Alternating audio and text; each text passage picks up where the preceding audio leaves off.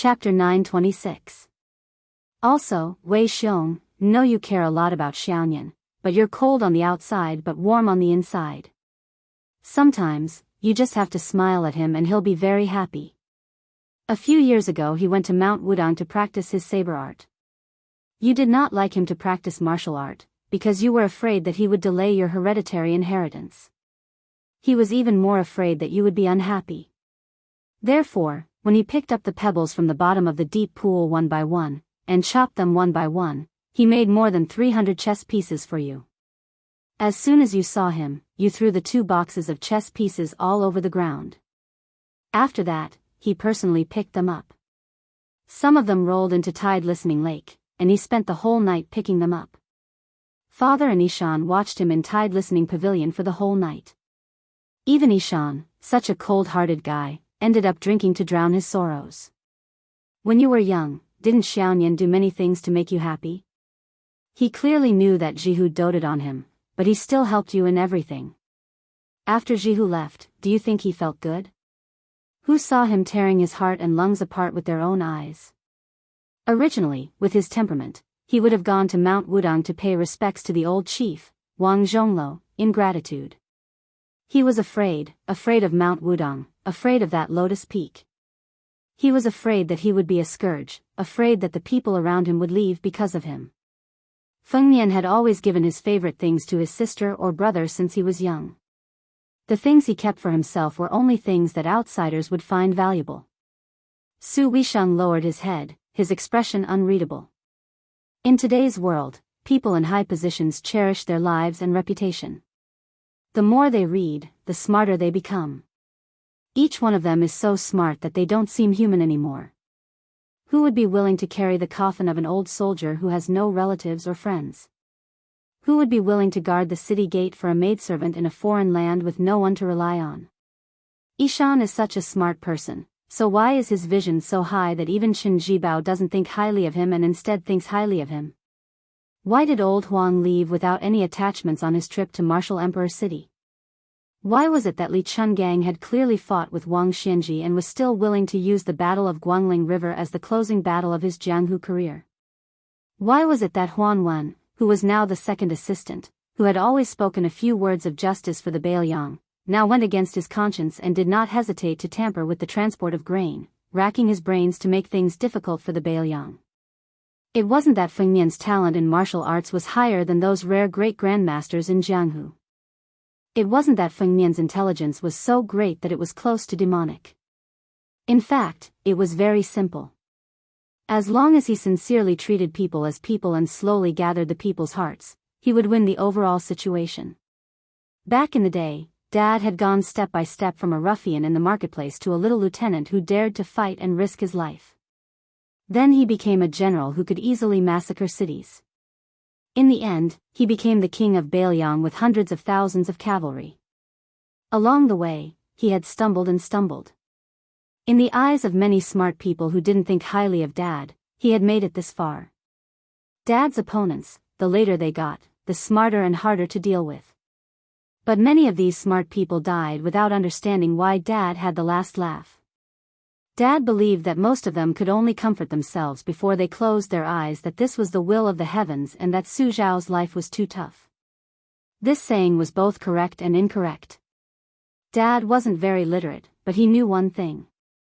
If you didn't let anyone down, many people might not understand.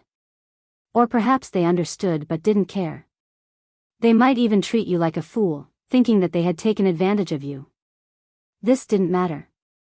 In the end, there would still be people who would remember.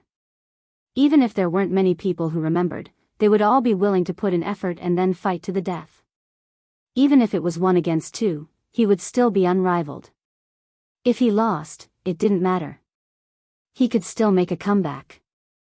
There were more than 600 memorial tablets below the Tide Listening Pavilion, as well as Feng Nian's old soldiers respectfully sending him off before he entered the capital. All of this was proof. Therefore, Dad was more certain than anyone that the Bailiang in the future would be even more of a headache for Bei Meng than when it was in Dad's hands. When her father was still young, it wasn't that he didn't want to be a stable rich man. That way, he could at least give his children a peaceful life. But Chen Jibao was good at everything, except that he was too smart.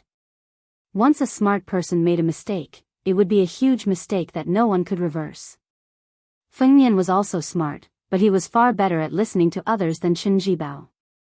Now that Dad was dead, Chen Jibao wouldn't put anyone in his eyes, nor would he believe that anyone was qualified to be on equal footing with him.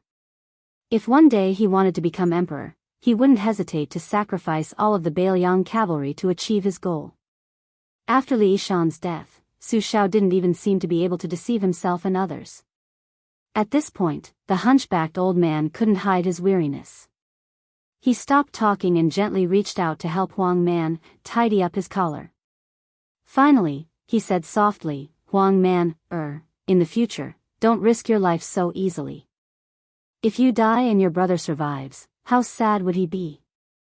Dad will tell you, he would be even sadder than if he were alive. But you still have to do more things that can make your brother's life easier. Although your brother was reincarnated into the Su family earlier than you, so he is destined to bear the burden. In the future, in Mount Qingliang, the only man left in the Su family who can talk to him is you. No matter if it's Su Beiji or Chen Shiliang, no matter how loyal they are still not as close as family members. Huang Man, this is the first time your brother left home in a fit of anger to travel the Jianghu. His greatest wish wasn't to become a hero, but to snatch back a great beauty for you. When you went to Mount Longhu, every time you received a letter, your brother, who has a photographic memory, clearly knew that it wasn't written by you, but he still read it over and over again. Wei Sheng, this time when he saw you sitting in a wheelchair, you purposely didn't look at him grinding ink, but Dad saw that his hand was constantly shaking. The old man reached out and patted Su Weisheng's head, but didn't say any words of comfort. Su Longxiang clenched his fists tightly, his eyes resolute. The two tiger kuei were so frightened that they instantly fled. They paced back and forth in the distance restlessly, not daring to approach the unfamiliar black-clothed youth. The old man slowly walked back to the courtyard. The loquat tree was still green in the winter, but the old man stood alone, all alone. But the old man wasn't sad. He smiled and said, "Wife, our Su family has already been supported by Feng Yan. Wait for me, I won't make you wait too long." Chapter 927. The Bailiang Palace was plastered with the word "Fu" that was deliberately pasted upside down. The New Year's Eve dinner was very simple, just dumplings. Su Fengmian and Su Longxiang dragged along Su Beiji and Chen Shiliang to cook and make dumplings together. Wang Chudong and the other girls had no place to show their talents. After the meal, Su Fengmian had two strategists chat with Su Shao while he himself went to the deserted mausoleum. When he returned, a large group of people sat in the Wutongan to celebrate the new year.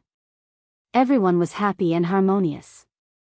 The vermilion maidservants near the house only had half a day of free time, so they went to the house one after another to read the mountain of intelligence reports. The little girl that Chen Shiliang had brought to Bailiang had already fallen asleep in his arms. Su Fengmian asked him to bring the little girl back to rest first. Chen Shiliang did not insist. Wang Chudong, who loved hibernation the most, was also sitting there and dozing off. Su Fengmian half carried and half supported her as they left the Wutongan. When Su Fengmian returned to the courtyard, Su Weisheng had also gone to the house to deal with important military matters. Only Su Beiji, an outsider, was left. Su Shao, an old fellow who used to be a pillar of the country and a great general of the military, was asking the young man about the level of an official. Su Beiji was not afraid at all. Su Shao nodded repeatedly in agreement. After Su Fengmian sat down, Zhu Zi had already explained from the lowest level to the highest, from the 19th level to the 16th level. Su Beiji was unable to win against Su Royal Highness, so he could only roughly explain it again. Those who relied on their ancestors to benefit from their glory, lying on the family tree and becoming a low-paid official were called Sun Zi officials. Those who only knew how to bark and never did anything were called toad officials. Those who were vicious and crafty, bullied the weak and feared the strong, lowered their heads when they saw the powerful, and roared when they saw the common people were called dog officials. Those who followed the rules and did not do anything, and were not careless when it came to reaping benefits. However, they did not know how to avoid disaster and were called corpse officials. Su Fengnian smiled and asked what level the Su Li of Lingzhou were at. Su Beiji replied that they were fox officials, and were good at reading people. Su Fengnian asked in reply, are those county magistrates and military officers with real power, who instigated Su Li to stir up the evil wind and rain? Su Beiji smiled and nodded.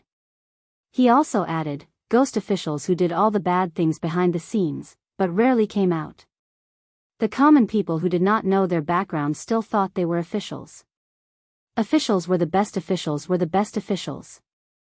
They could be considered officials who did not know their background, but they were officials who did not know the was. Su Fengnian continued to ask, then what level is the governor of Longqing County, Zhongqing at? Zhongqingxin is on the 15th floor. In my opinion, there is nothing easier than being an official in the world. Do not be greedy or take advantage of others, and progress step by step. There are aides and officials to give advice and suggestions, and the situation is in order. You can be a shopkeeper who does not do anything, and there is no harm in only caring about the flowers, snow, and moon. Generally speaking, you live in harmony with the common people. Then Huangnam County's merit officer, Wang Shihua. Their government affairs are mediocre, but their reputation is extremely good. They have never been greedy or harmed people. If there is a good government, they will definitely do their best to help. As for the subordinates, they treat the people as if they are their own children. This is also the kind of honest and upright official that ordinary people want the most. This kind of official is on the 16th level. The size of their contributions depends on whether their master is wise or not. The overall situation is clear and the subordinates follow suit. Their official position will naturally rise with the tide. If the situation is dirty, this kind of official can only hang up his crown and leave sooner or later, boasting that he will not bend over for 5 bushels of rice or pick chrysanthemums under the eastern fence. It is not that they do not want to be officials, but that they do not have the ability to turn the tide. They can only take a step back, cherish their reputation, and retreat at the top of the tide. Officials who have left their names in history are all like this. Of course, they have to leave behind a few poems that are popular among the people. In the books, there were many officials who were highly praised by later generations, but in fact, they did not see the big picture. Their actions were of no help to the situation of the world. They were just martyrs seeking favor. If they met a stupid emperor, they would let them succeed. If they met a cunning emperor, especially one who was narrow-minded, as long as they played a little trick, they could make them depressed for the rest of their lives. From Su Beiji's point of view, Wang Shihua is not suitable to be the county governor of Huangnam County. Instead, he is like Huan Wen, who went to the Imperial College, who hides his strength and bides his time. When the time is right, he will be able to amaze the world. What is the position of Song Yan, who is going to be your assistant in Lingzhou? The 16th level, capable officer. They are not very good at seeking fame, but their methods of currying favor in the officialdom are not bad. The main point is that they can govern the territory well and make it flourish. Their vision is very high and they can see the situation outside of the first 15 levels of officials. However, they are actually concerned about the common people. It is just that this kind of person is destined to reach a certain rank in the officialdom. Unless they meet a noble in the court, they will not be able to move an inch. Not to mention other things, just the common people who are inevitably short-sighted due to their family background and position may scold these officials when they are in office. In fact, since ancient times, many of the actions that have benefited hundreds of generations and contributed thousands of years have come from this generation of officials. Su Shao, who had not spoken this entire time, peeled a yellow mandarin and asked with a light smile, Beiji, then you comment on Li Gongda. Su Beiji still said straightforwardly, he can't compare to an honest and upright official who is also greedy. He can't compare to an incapable officer who is capable and can do things well. In general, he can take care of both sides and can be considered a good officials. The administrator is already an outstanding talent in this level of officials. If it weren't for the fact that he is somewhat narrow-minded, he could have been promoted to another level. He has the ability to be a prime minister, but he doesn't have the bearing of a prime minister.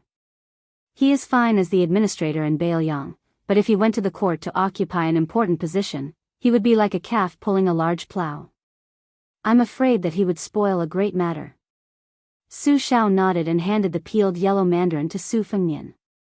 In that case, Bai Yan can be considered a cornerstone officials of a dynasty.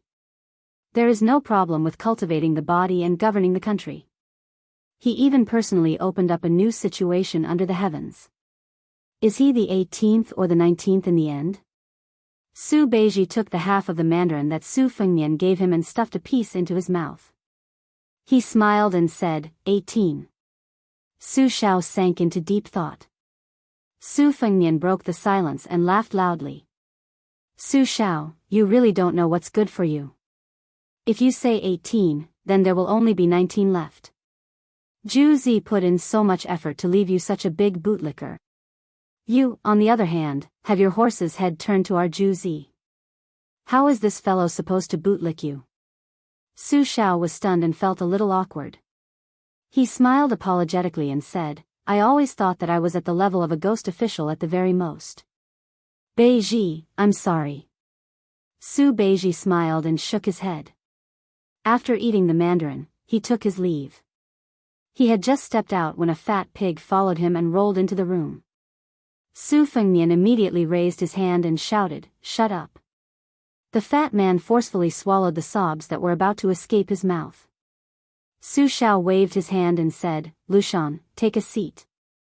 Chu Lushan, who had been promoted to grade 2 Bailiang Protector General, smiled and rubbed his hands.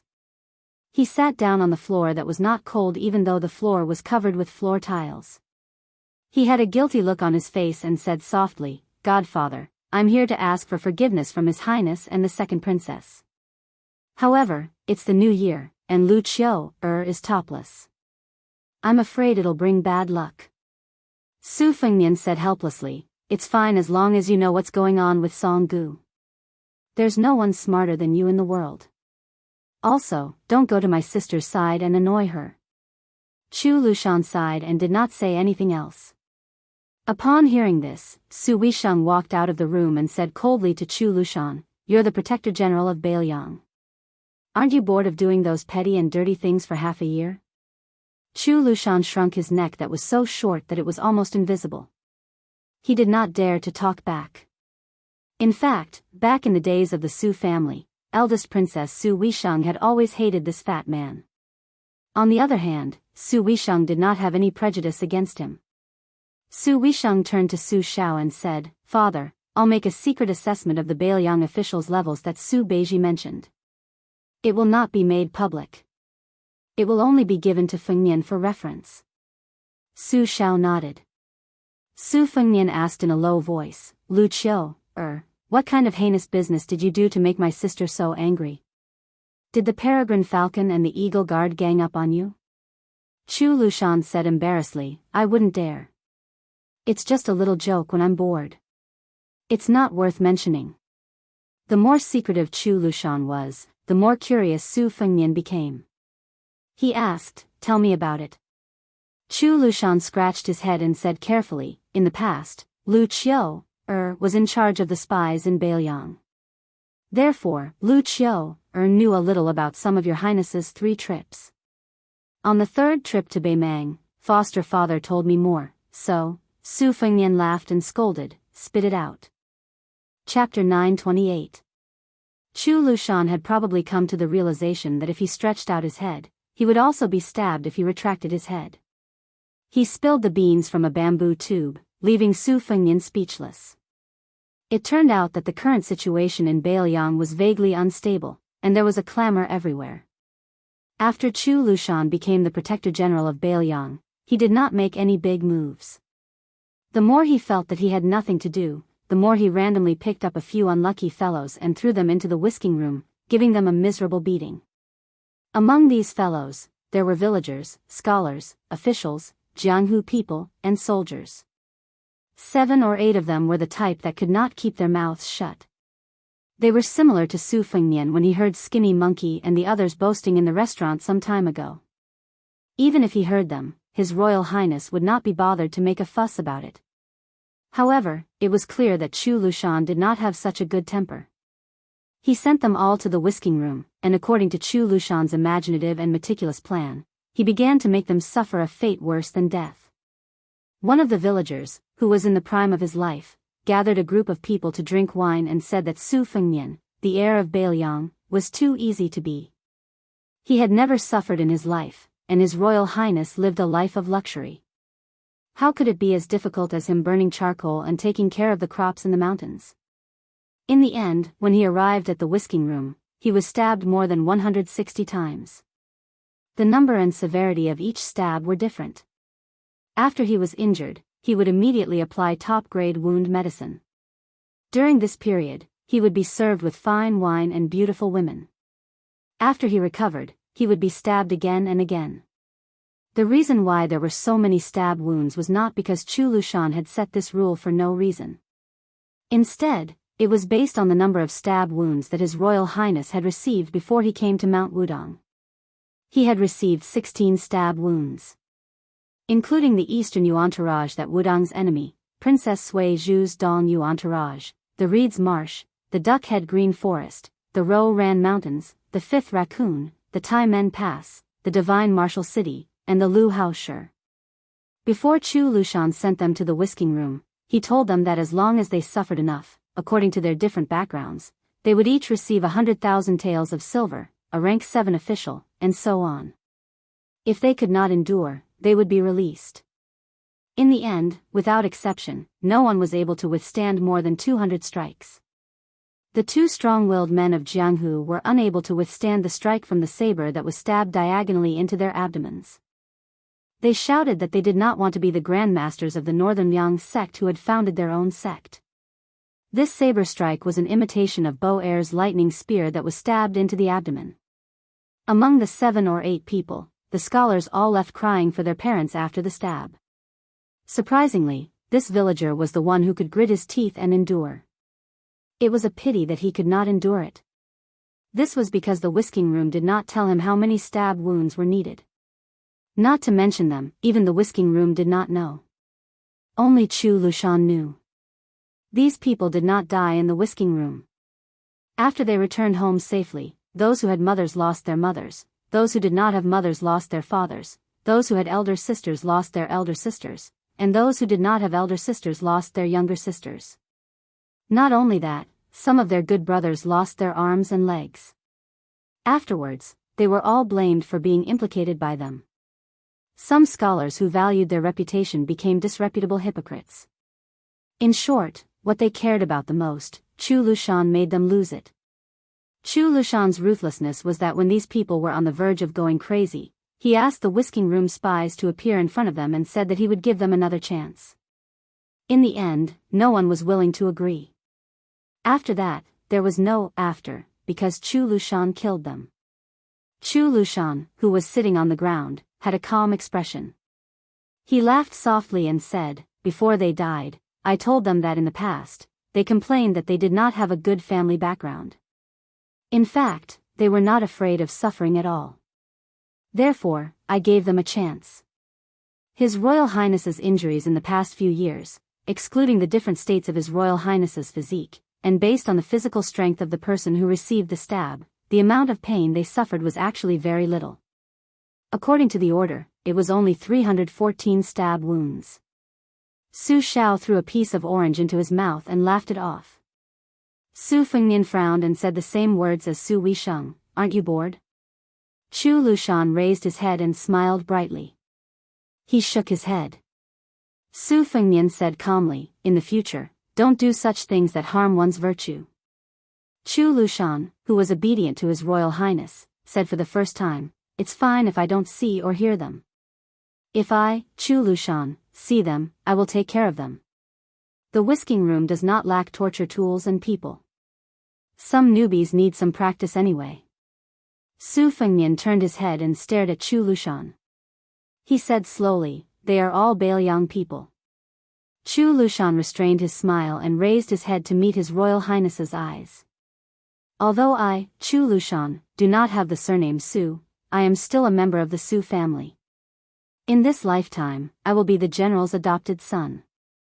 I have never heard of Li Yang, and I don't even recognize Bail Yang or Bail Yang. Su Fengnian said angrily, Chu Lushan. I told you to stop. Chu Lushan clenched his fists and placed them on his knees. He gritted his teeth and said in a low voice, Your Highness. Chu Lushan had to support himself with one hand to get up. When he bent over, he laughed and said self-deprecatingly, I, Chu Lushan, am obsessed with cleanliness. Every day, I have to change into a set of luxurious clothes. I like luxury. Every day, I have to change horses. I am addicted to good food. Every day, I have to have the chef make new dishes. He would change everything except for his master. Chu Lushan wished that he could let all the Bailiang ingrates who were indebted to the Su family know a simple truth. There are two kinds of bitterness in life. You can't get what you want, and you can lose what you have. As long as Your Highness allows Chu Lushan to be in power, Chu Lushan will not be able to bear the sight of anyone talking without feeling any pain. After he got up, this talented and shrewd Chu Basha lowered his head. His eyes were red as he said slowly, Chu Lushan's master is only foster father. Ever since he took the infant boy from foster mother's hands, ever since he smiled at Chu Lushan, he has treated him as his own younger brother. Su Shao chuckled and said, All right. Lushan, sit down for foster father.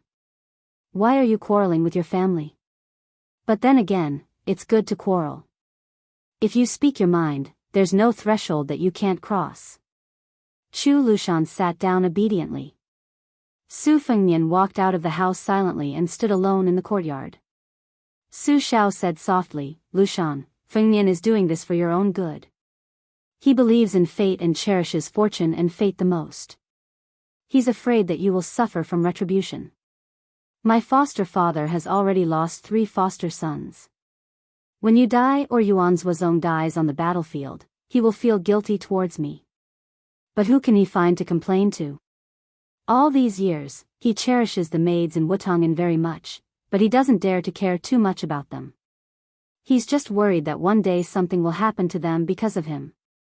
Hearing this, Chu Lushan wanted to say something but stopped. Su Shao waved his hand and said, It might not have been so in the past, but now he can handle it. There's no other way. He's my, Su Zhao's, son. Chu Lushan punched his knee hard. Su Shao said with a smile, Changsheng, that little girl, is blessed. Foster father likes her when he sees her. Now while foster father is still clear-headed and can still manage things, let's settle this child marriage first. Chu Lushan was stunned. Then he saw his foster father take out a badly wet jade bracelet from his sleeve. A layman could tell at a glance that it was not worth much. But Chu Lushan, such a wicked man who could make children stop crying, suddenly sobbed. Su Shao stood up from the chair and squatted in front of Chu Lushan. He said with emotion, It's reasonable to say that this bracelet is the heirloom of our Su family. Foster father wants to help your foster mother to give it to the future wife of the king of Bailiang. But it's not something that can be done. Foster father thought about it and decided not to give it to his daughter-in-law, but to give it to his granddaughter-in-law is the same. You also know that among the 6 foster sons, your foster mother loves you the most. She said that you are talented, honest, and know how to repay kindness. She also advised you to read more. You also know that your foster mother rarely cries. That time when you helped your foster father carry so many swords, your foster mother saw you being carried back on a horse and cried in front of everyone. She even scolded me, Su Shao, for being a good-for-nothing and scolded me for not treating you as a son. And that time when you rode thousands of cavalry to Shu, your foster mother calculated the time and then waited for you on the mountain for a few days. She was always afraid that you wouldn't come back. She even told your foster father that when you have a daughter in the future, you must be even closer. But in the end, you gave birth to a string of sons. Before your foster mother passed away, she was still worried about this matter and said that she would most likely become his granddaughter-in-law. Chu Lushan held the bracelet that his foster father gave to his foster mother as a token of love. He cried like a child. Chapter 929. On the first day of the new year, regardless of whether it was the emperor, officials, or commoners, every household had to have some free time. Even the New Year greetings had to start tomorrow. However, 2 carriages had already quietly left Liangzhou and were heading towards Lingzhou. On one carriage, other than Huyan Guanin, who was nominally serving Su Fengnian, there was also a woman who said she wanted to leave the palace for a breather. The 2 women had similar looks. Scholars despised each other, and it was natural for women to be jealous. However, Su Fengnian ran to discuss Lingzhou matters with Su Beiji and did not pay attention to them. Thus, it did not matter if they were harmonious or at odds with each other. According to the agreement, Northern Liangdao's official documents would be sent to Huangnan County on the 6th day of the first month. Other than Governor Song Yan, who was promoted to the title of Little Governor in Lingzhou, Zijin Wang family's Wang Luding would also go to Jinlu County. The 2 family disciples of Lingsu Wang family would also go to Yuliang Prefecture to be the county magistrate and deputy county magistrate respectively. In addition, Commandant Jiao Wui would enter the Lingzhou general's manor and be promoted to the 3rd in command of Lingzhou's military, Yanxia Commandant. At that time, even an idiot would be able to see that the new Lingzhou general was determined to make the administrator, who was also the Lingzhou governor, into a slow stew. On the 2nd day of the first month, Lingzhou was very lively. Logically speaking, some of the officials and dignitaries who were far away and could visit Sir Li in a few days all rushed over on the same day. The administrator's manor was filled with people and carriages. The housekeeper and gatekeeper of the Li manor could be considered particularly slick and clever, but they still couldn't handle the social interactions. They all wished they had 3 heads and 6 arms. Li Gongda did not rest for a moment in the morning and was busy until dusk. Many of his old friends and confidants could only deal with it by drinking a few mouthfuls of wine. Otherwise, even if Li Gongda had a large amount of energy, he would not be able to handle the waves of guests. Li Hanlin did not return home for the New Year this year. He wrote a letter back home that was clearly written by someone else. He said that he was going to Beimang to play around. Seeing this, Li Fujian's heart jumped. She wanted nothing more than to grab her brother's ear and drag him home. She put down the letter, picked it up, and put it down again. Li Fujian felt a bit of hidden bitterness. She was indeed as her father had said. She did not understand what men were thinking. Why were they able to enjoy their father's achievements and have a smooth career in the officialdom, but they had to take risks and fight for fame? Li Fujian offered her father a cup of hangover tea when he finally caught his breath. She helped him rub his shoulders and asked softly, "Father, why are there so many people here? Is it because you have become an official and have no choice but to fight to be the first? Are you afraid that if they come late, you will make things difficult for them?" Li Gongda shook his head with a bitter smile. "Didn't you see that the old scholar, Yuan Diqing, came today? With his arrogance, even if your father became the head of the 6 ministries, the minister of personnel, this old man would still be the last to visit. Only then would he be able to show his noble character and unquestionable integrity. The reason why they all came together is because the owner of the house next door is not around. They are afraid that His Royal Highness will return to the Lingzhou general's manor in 2 days. If they show their faces again, it is better to be safe than sorry. What if the new Lingzhou general coincidentally bumps into them?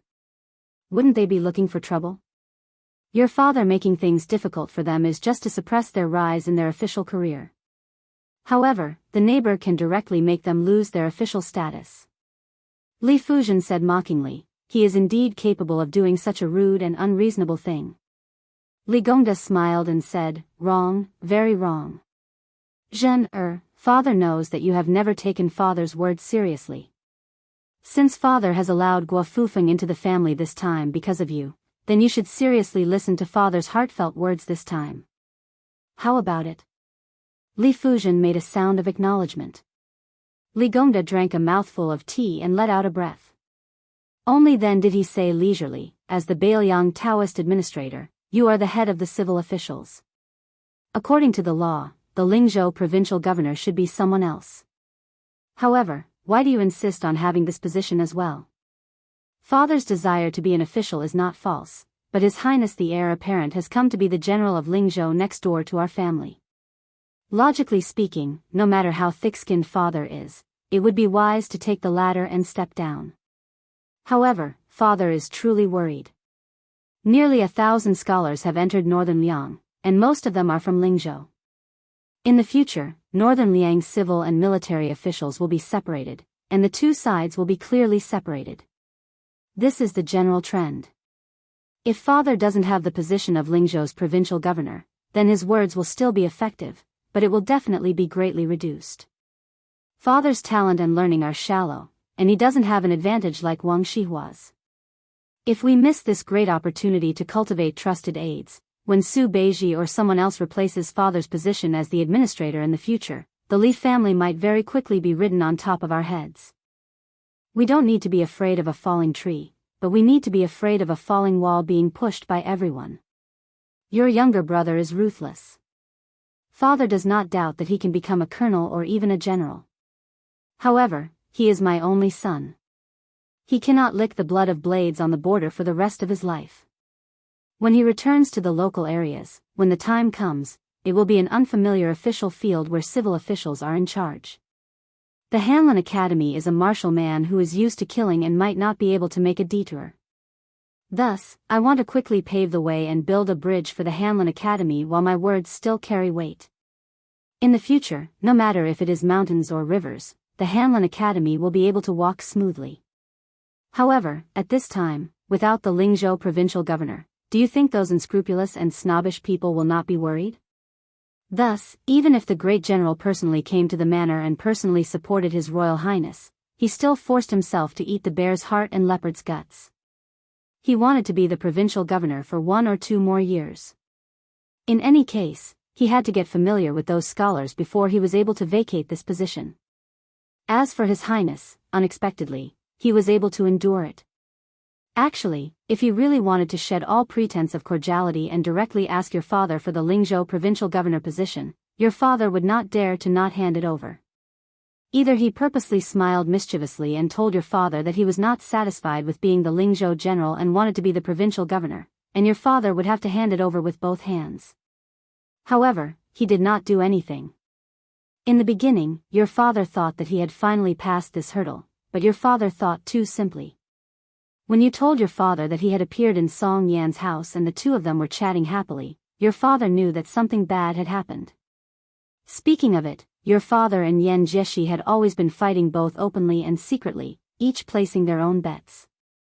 Yan Jieshi was unlucky and placed his bet on Chen Jibao, while your father had exceptional insight and placed his bet on His Royal Highness. When Yan Jieshi saw that the situation was not right, he immediately packed up and left. However, this fellow was lucky and managed to escape from Bailiang. Otherwise, even if your father knelt for 3 days and 3 nights to plead for him, it would still be useless. At that time, your father told him that His Royal Highness was not so useless. In private, your father always liked to criticize Yan Jieshi's lack of insight. As a result, your father only knew that he was just a pot calling the kettle black. His Royal Highness went to Huangnam County this time and abducted 3 family heads in Huangnam County, plus Song Yan, who was estimated to be the provincial governor of Lingzhou soon. Jenner, you always felt that Hanlin went to the border to join the army, and it was His Royal Highness who harmed him. However, have you ever thought about why Hanlin, such a stubborn ghoul, suddenly changed into another person? The reason is actually not complicated. You also know it in your heart, but you just don't want to admit it. You told your mother that your younger brother felt that Hanlin had lost face when he went to Yanxi Bazaar in the capital and that kid from the Kong family became officials and had a bright future ahead of him, so he gritted his teeth and worked hard. You really don't know that in the past, Hanlin couldn't wait for the 3 brothers to become undisciplined and out of control, so that he would be the only one to freeload. Then, he would be able to eat and drink freely and live a carefree life in a muddle-headed way. For him at that time, when his brother became successful, he was prouder than himself. Why did he go to the border? Why did he become a crossbowman? There was no other reason. It was because Hanlin knew that among the 3 brothers, His Royal Highness, who he admired the most, could already be independent. Hanlin only began to realize at that time. In addition, he had always been learning from His Royal Highness. When His Royal Highness was messing around, he messed around. Since His Royal Highness stopped messing around, he naturally felt bored. Therefore, he became the Li Hanlon that his father and sister did not know. Jinner, do you dare to say that the Li Hanlon today does not make you feel gratified? Do you not feel honored? So, what do you have to complain about His Royal Highness? In the end, it's because for so many years, your heart. Li Fuzhen said plainly, Father, the tea is cold. I will help you change a cup. Chapter 930. Li Gongda passed the teacup over and sighed softly. Forcefully picked melons are not sweet, then what about the melons you picked yourself? Li Gongda collected his thoughts and muttered to himself, forget it, since things have come to this, it's good to not be the provincial governor of Lingzhou. If I give it up quickly, the Su family will remember this favor. It's time to return Lingzhou to a stable officialdom. When Li Gongda turned his head around, he said, Master, there is a fellow who claims to be Master's junior and wants to see Master no matter what. He gave me 20 taels of gold right away, scaring me. If it was a normal day, this gold would have been earned by Master. But today, it is not his turn to bother Master. A scholar with no scholarly achievements, no family background, and only some money, is worthy of showing off in our Li household. He really doesn't know what's good for him. Today, even a 6th-ranked official can't say more than a few words. Even a rank 6 official can't say anything. Li Gongda waved his hand and Yi Chang turned to leave. He then exclaimed and said, That's right, Master, that 30-something-year-old junior said his name is Su Han and he is from Lingzhou's Danyang County. He even said shamelessly that as long as he said this, Master will definitely meet him. Li Gongda was absent-mindedly drinking tea with his head lowered. His fingers trembled.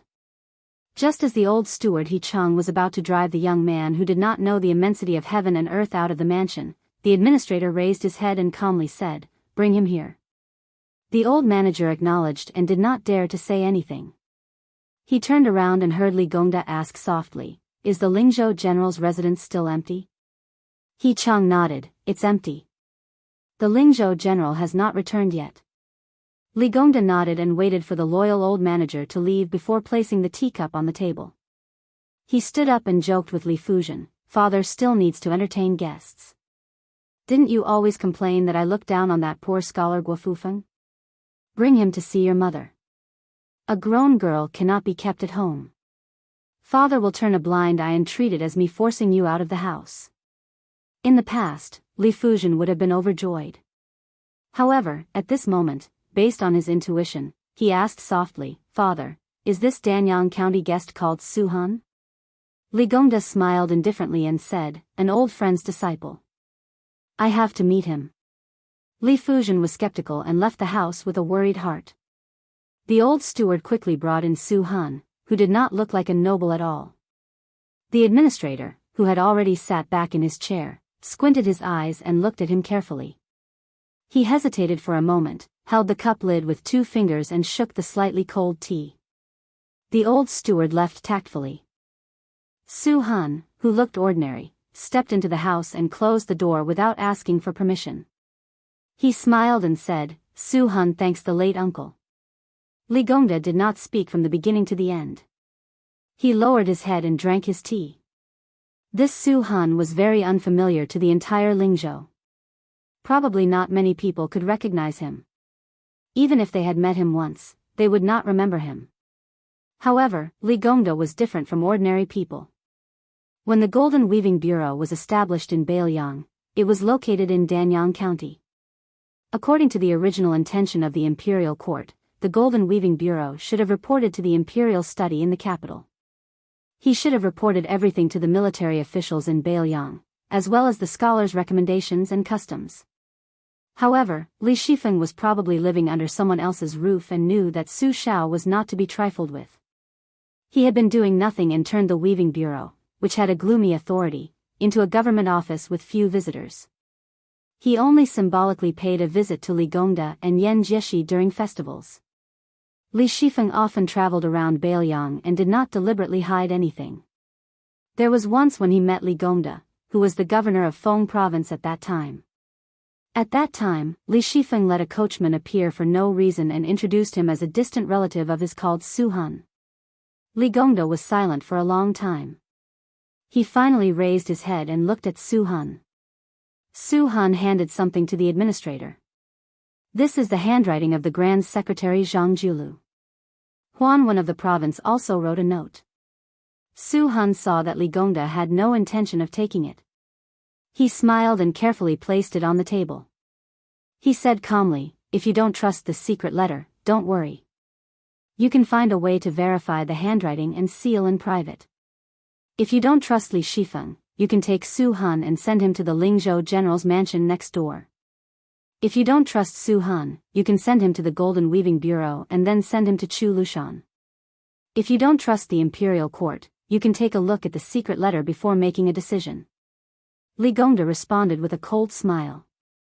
Su Han took it calmly. After a while, Li Gongda glanced at the table and asked calmly, "Why are there two secret letters? What's written in them?" Su Han smiled. "Su Han is just a messenger. Even if I die, I won't know what's written in the letter." Li Shifeng didn't touch the secret letter from the beginning to the end. As for why there are two secret letters, since you asked about it, it means that they are sincere. Then Su Han has to die. Li Gongda frowned. "What do you mean?" Su Han said calmly, "Su Han has avoided all the spies in Lingzhou. Please don't worry about this. I might as well tell you the truth. The Lu family in Qingzhou was attacked. Beiliang's peregrine falcon suffered heavy casualties. Zhaogo suffered even more. The main reason was not to stop the Lu family from dying. It was to attract Lingzhou's attention so that Su Han's trip would be foolproof. But this is not enough. The imperial court wants me to tell you why there are two secret letters after you have the intention to accept the secret letter. One letter is real, the other is fake. Vermilion mud seal is real if the color is too heavy and fake if the color is too light. The fake letter was sent by the administrator to the Crown Prince of Beiliang. Of course, other than one secret letter, it is not enough to clear your suspicion. So Su Han has to die. Golden Weaver Li Shifeng also has to die. Even the entire Golden Weaver Bureau will cease to exist from today onwards. But Li Shifeng has suffered. A Golden Weaver Bureau allows the imperial court to have one more pillar of the imperial court. At the same time, Beiliang has one less administrator. It is worth it. Su Han spat out a poisonous pill from his mouth. After peeling it, a small piece of paper was revealed. He crushed the pill and hid it in his sleeve. After reading the contents of the paper, he stuffed the paper into his mouth and swallowed it. He said expressionlessly, "The day after tomorrow." Li Gongda did not speak. Su Han explained, "The Crown Prince of Beiliang will arrive in Lingzhou the day after tomorrow. Today, Su Han will leave quietly and come back the day after tomorrow. The administrator will kidnap Su Han and send him to the general's mansion in Lingzhou. After Su Han's death, there will be a group of death warriors and a group of elite Zhaogo left Beiliang with the administrator. But they can only bring 18 people at most. In order to leave smoothly, Sir Li will have to cooperate with us. He will first give up his position as the provincial governor of Lingzhou and stay in Lingzhou for at least half a year. During this time, he will go out to relax the surveillance of the Beiliang spies. As for when the Zhaogo will make a move, someone will inform Sir Li." Li Gongda sneered, "The imperial court seems to have forgotten about my son, Li Hanlin." Su Han smiled. "Young Master Li has received a military order to go to the south to carry out a secret mission. He will first stay in Gusai Prefecture. Then, he will go east along the northern border of Yuliang and enter Ji Prefecture. Finally, he will meet Sir Li in the capital." Li Gongda closed his eyes and tapped the teacup lid lightly. He said with slight self-mockery, "Last time, Yan Jieshi only brought 16 people out. The imperial court is really concerned about me." Su Han was silent. Li Gongda smiled and said, "Let me do the math. I, Li Gongda, am now a rank 2 border official. If I want to advance any further, I can forget about Northern Liang. However, there aren't many positions in the capital. Among the 6 ministers, other than the Minister of Personnel, who was recently promoted, the rest are nothing. The fake secret letter must have said that the Minister of Personnel is too full. Who knows, it might be even more petty, like the Minister of Revenue or the Minister of Justice. However, I am very curious as to what kind of reward was written in the letter before I opened it. Zhang Julu is in charge of the Minister's Department and cannot be changed. Huan Wenkai is promoted to the Minister's Department and cannot be changed either. That leaves only the Hall of Secretaries. Other than becoming the lord of this place, it seems that I will also be given the title of Grand Secretary of the Imperial Cabinet. Li Gongda has been addicted to being an official all his life, but I never thought that I would be able to be on par with Sun Shiji and the others. Su Han remained silent when he should not have spoken. Li Gongda smiled and asked, "Are you not afraid that I will send you and the letter to His Royal Highness now?" Su Han said indifferently, "I will die anyway." "So what if I die 2 days earlier?" Li Gongda stared at his face for a moment and nodded. "Thank you, Sir Li, for letting me die a worthy death." Su Han bowed deeply and gently opened the door. Then, he quietly left the administrator's mansion. Li Gongda stood up and walked to the side of the table. He stretched out a hand and quickly retracted it as if it was hot. Then, he slowly stretched out his hand again. However, his hand stopped a few inches above the 2 secret letters. His expression was gloomy. Chapter 931. On the 2nd day of the 1st lunar month, at the border between Liang and Ling provinces, at the intersection of 2 post-house roads, a group of carriages with escort flags mounted on them turned into the spacious north-south post-house road, following behind the 2 carriages. Escorting an escort was dangerous and unpredictable. As long as there was a relatively safe official road, one would have to ride at full speed to make up for the time spent on careful escorting on mountain roads and rivers. This group of carriages carrying the banner of the Golden Gate Escort Agency was quite ostentatious. There were more than 30 burly men, most of whom were young and strong. When the escort team passed by the 2 carriages in front of them, one of the carriages suddenly lifted the curtain. A gray-haired head poked out and smiled at one of the escorts. "Hero, do you still remember me? Last time, when we were entering autumn, we drank green ant wine together at the roadside wine shop." After the escort recovered from his shock, he slowed down his horse and approached the carriage. His face full of joy, he nodded and said loudly, "I remember, how could I not? Young master's handwriting is good, and your father is also very loyal. He treated us brothers to 2 large jars of green ant wine and 5 caddies of beef. Why, are you also heading to Ling province?" Su Fengnian smiled and said, "Isn't that so? Now that I'm making a living in the capital of Ling province, I have to run over there after spending the new year at home. It's a life of hard work. If I remember correctly, there's a shop a few li ahead. The wine and meat are authentic and the price is fair. If it's on the way and won't affect your escort work, let's eat together. It'll be more lively. It's still my treat." The escort who came from Liaodong to Beiliang to make a living was immediately put in a difficult position. Back then, the 3 of them were forced into a corner by that mad dog with the surname Yuan. Out of more than 100 people in the sect, only the 3 of them were left.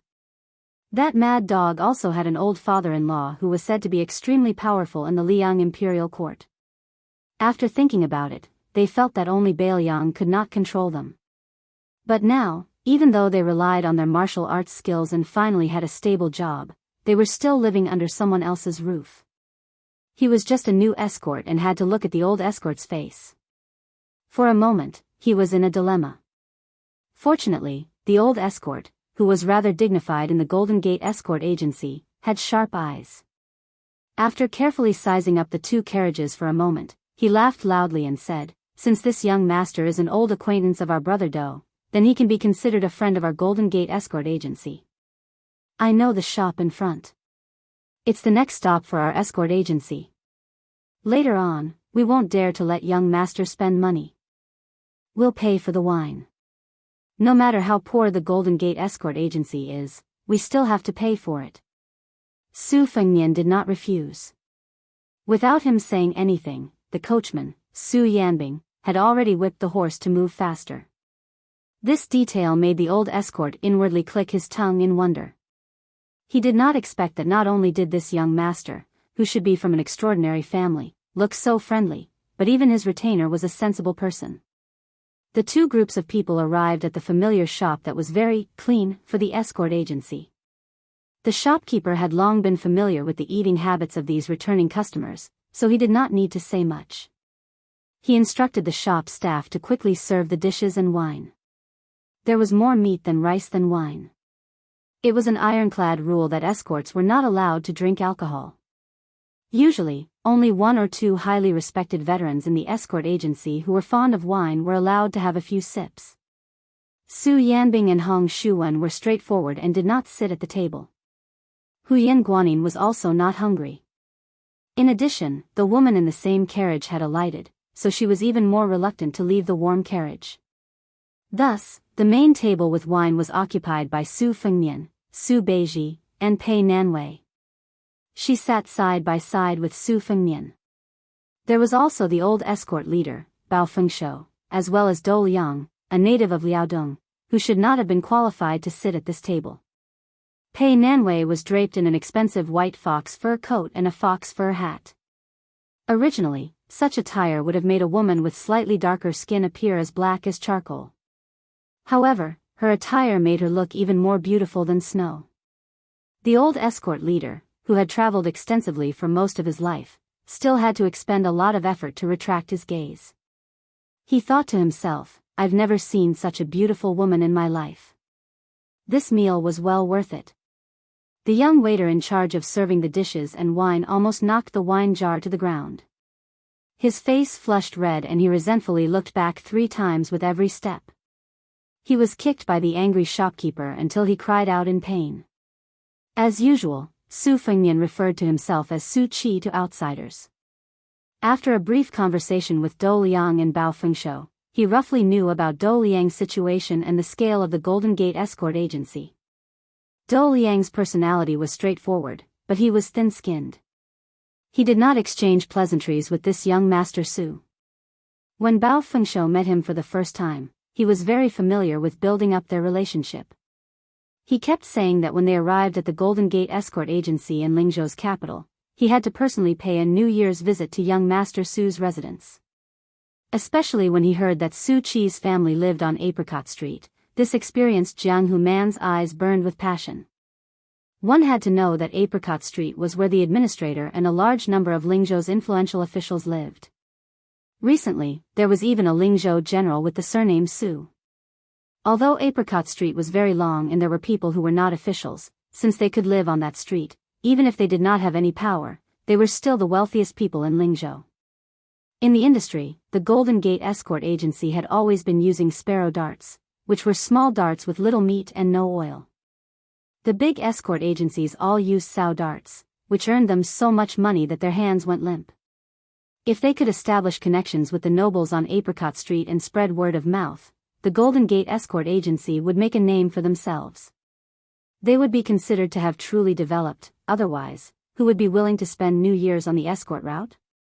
Su Fengnian took the initiative to propose a toast 5 or 6 times, but most of the time, he clinked bowls with Dou Liang. This made Dou Liang, a homeless dog, feel an indescribable warmth. However, he was not good with words, so he did not care if he would be stung by the head of the escort after the event. He did not leave a single drop of wine behind. After eating and drinking to their heart's content, Su Fengnian smiled and said, "My ancestors are also from Liaodong, in Jinzhou. Brother Dou and I can be considered acquaintances in a foreign land, how rare. When we return to Lingzhou City, Su Qi will definitely go to the Golden Gate Escort Agency to pay New Year's greetings. As for the other 2 brothers, I will have to properly meet them. I did not drink to my heart's content today, so let's leave it for now. When the time comes, we will not return until we are drunk." Bao Fengshou chuckled and said, "Young Master Su will also have to pay a visit. The Golden Gate Escort Agency must not be impolite. If this gets out, we will be laughed at." How could Su Fengnian not know what the old escort was thinking? He was afraid that Su Qi was a small family that bragged without a draft, so he had to personally take a look at the mansion to be at ease. He did not expose him and nodded with a smile, "No problem. In the future, If there are any items that need to be escorted, since Brother Do is in your escort agency, I will specially trouble the Golden Gate Escort Agency. The escort agency still had to hurry on with their journey. Both parties cupped their fists and bade farewell. Bao Fengshuo whispered to the shopkeeper when he paid the bill and gave him a few extra pieces of silver. Obviously, he knew that young Master Su wanted more food and wine, so the escort agency paid for it in advance. Su Fengnian sat back down on the bench and asked for an extra pot of warm green ant wine. He poured half a bowl for Su Beiji and Pei Nanwei. Su Beiji laughed softly and said, "After this escort mission, Dou Liang's salary will definitely double." Su Fengnian did not comment and changed the topic, saying, "Chen Shiliang not only has to manage the salt and iron industry, but also has full authority over the transport of grain. One is competing with the local tyrants, the other is wrangling with the officials of the capital. He has already provoked the local tyrants. Do you think he can do it?" Su Beiji said indifferently, "I don't know." Su Fengnian pursed his lips and continued to ask, "You are already the provincial governor of Lingzhou. Chen Shiliang still does not have a real official position. Do you think he has a knot in his heart?" Su Beiji only drank. Su Fengnian clicked his tongue and said, "I originally thought that the two of you are so smart that you don't have to belittle each other. I didn't expect that you still can't escape from this vicious circle." Su Beiji squinted his eyes and said, "What do you know?" Su Fengnian said shamelessly, "Be careful, I will really let out a fart for you." Su Beiji wiped the wine stain on the corner of his mouth. "When I become the provincial governor, you should get out of Lingzhou as soon as possible. Out of sight, out of mind." Su Fengnian only cared about cursing and swearing, but there was nothing he could do. Pei Nanwei was a little puzzled. There was still someone in this world who could subdue another. Was it the heir of Bailiang beside her? On the third day of the first lunar month, the Lingzhou general did not enter the Lingzhou prefecture city. This made many of the old foxes in the official circles who had a keen sense of smell to act were greatly disappointed. They all retreated from the general's manor on Xingzi Street and endured the cold for a day for nothing. They resisted the urge to jump up and down and curse. They begged in their hearts that His Royal Highness must return to the city tomorrow. Otherwise, when would this suffering end? Chapter 932. In the dusk of the fourth day of the first month, most of the visitors to Apricot Street had left. Only a few officials and nobles who lived on the street remained. When they saw the two carriages slowly approach, they almost burst into tears. "Old ancestor, you are finally willing to come." Regardless of whether they were old or in the prime of their lives, they all quickly rushed toward the carriages and inquired about the well-being of the young people who slowly got off the carriage. Everyone's flattery, other than the same title, His Royal Highness, did not repeat a single word. If the inexperienced officials had the chance to stand to the side and listen, they would definitely benefit greatly. They suddenly realized that flattery could be done to the point of perfection. Some of the old masters, who used to be arrogant, were now as respectful and reverent as they were when they saw the ancestors in the paintings during the ancestral worship ceremony. Su Fengnian greeted them one by one with a smile. Even if he did not report his official position, he was still able to say it word for word.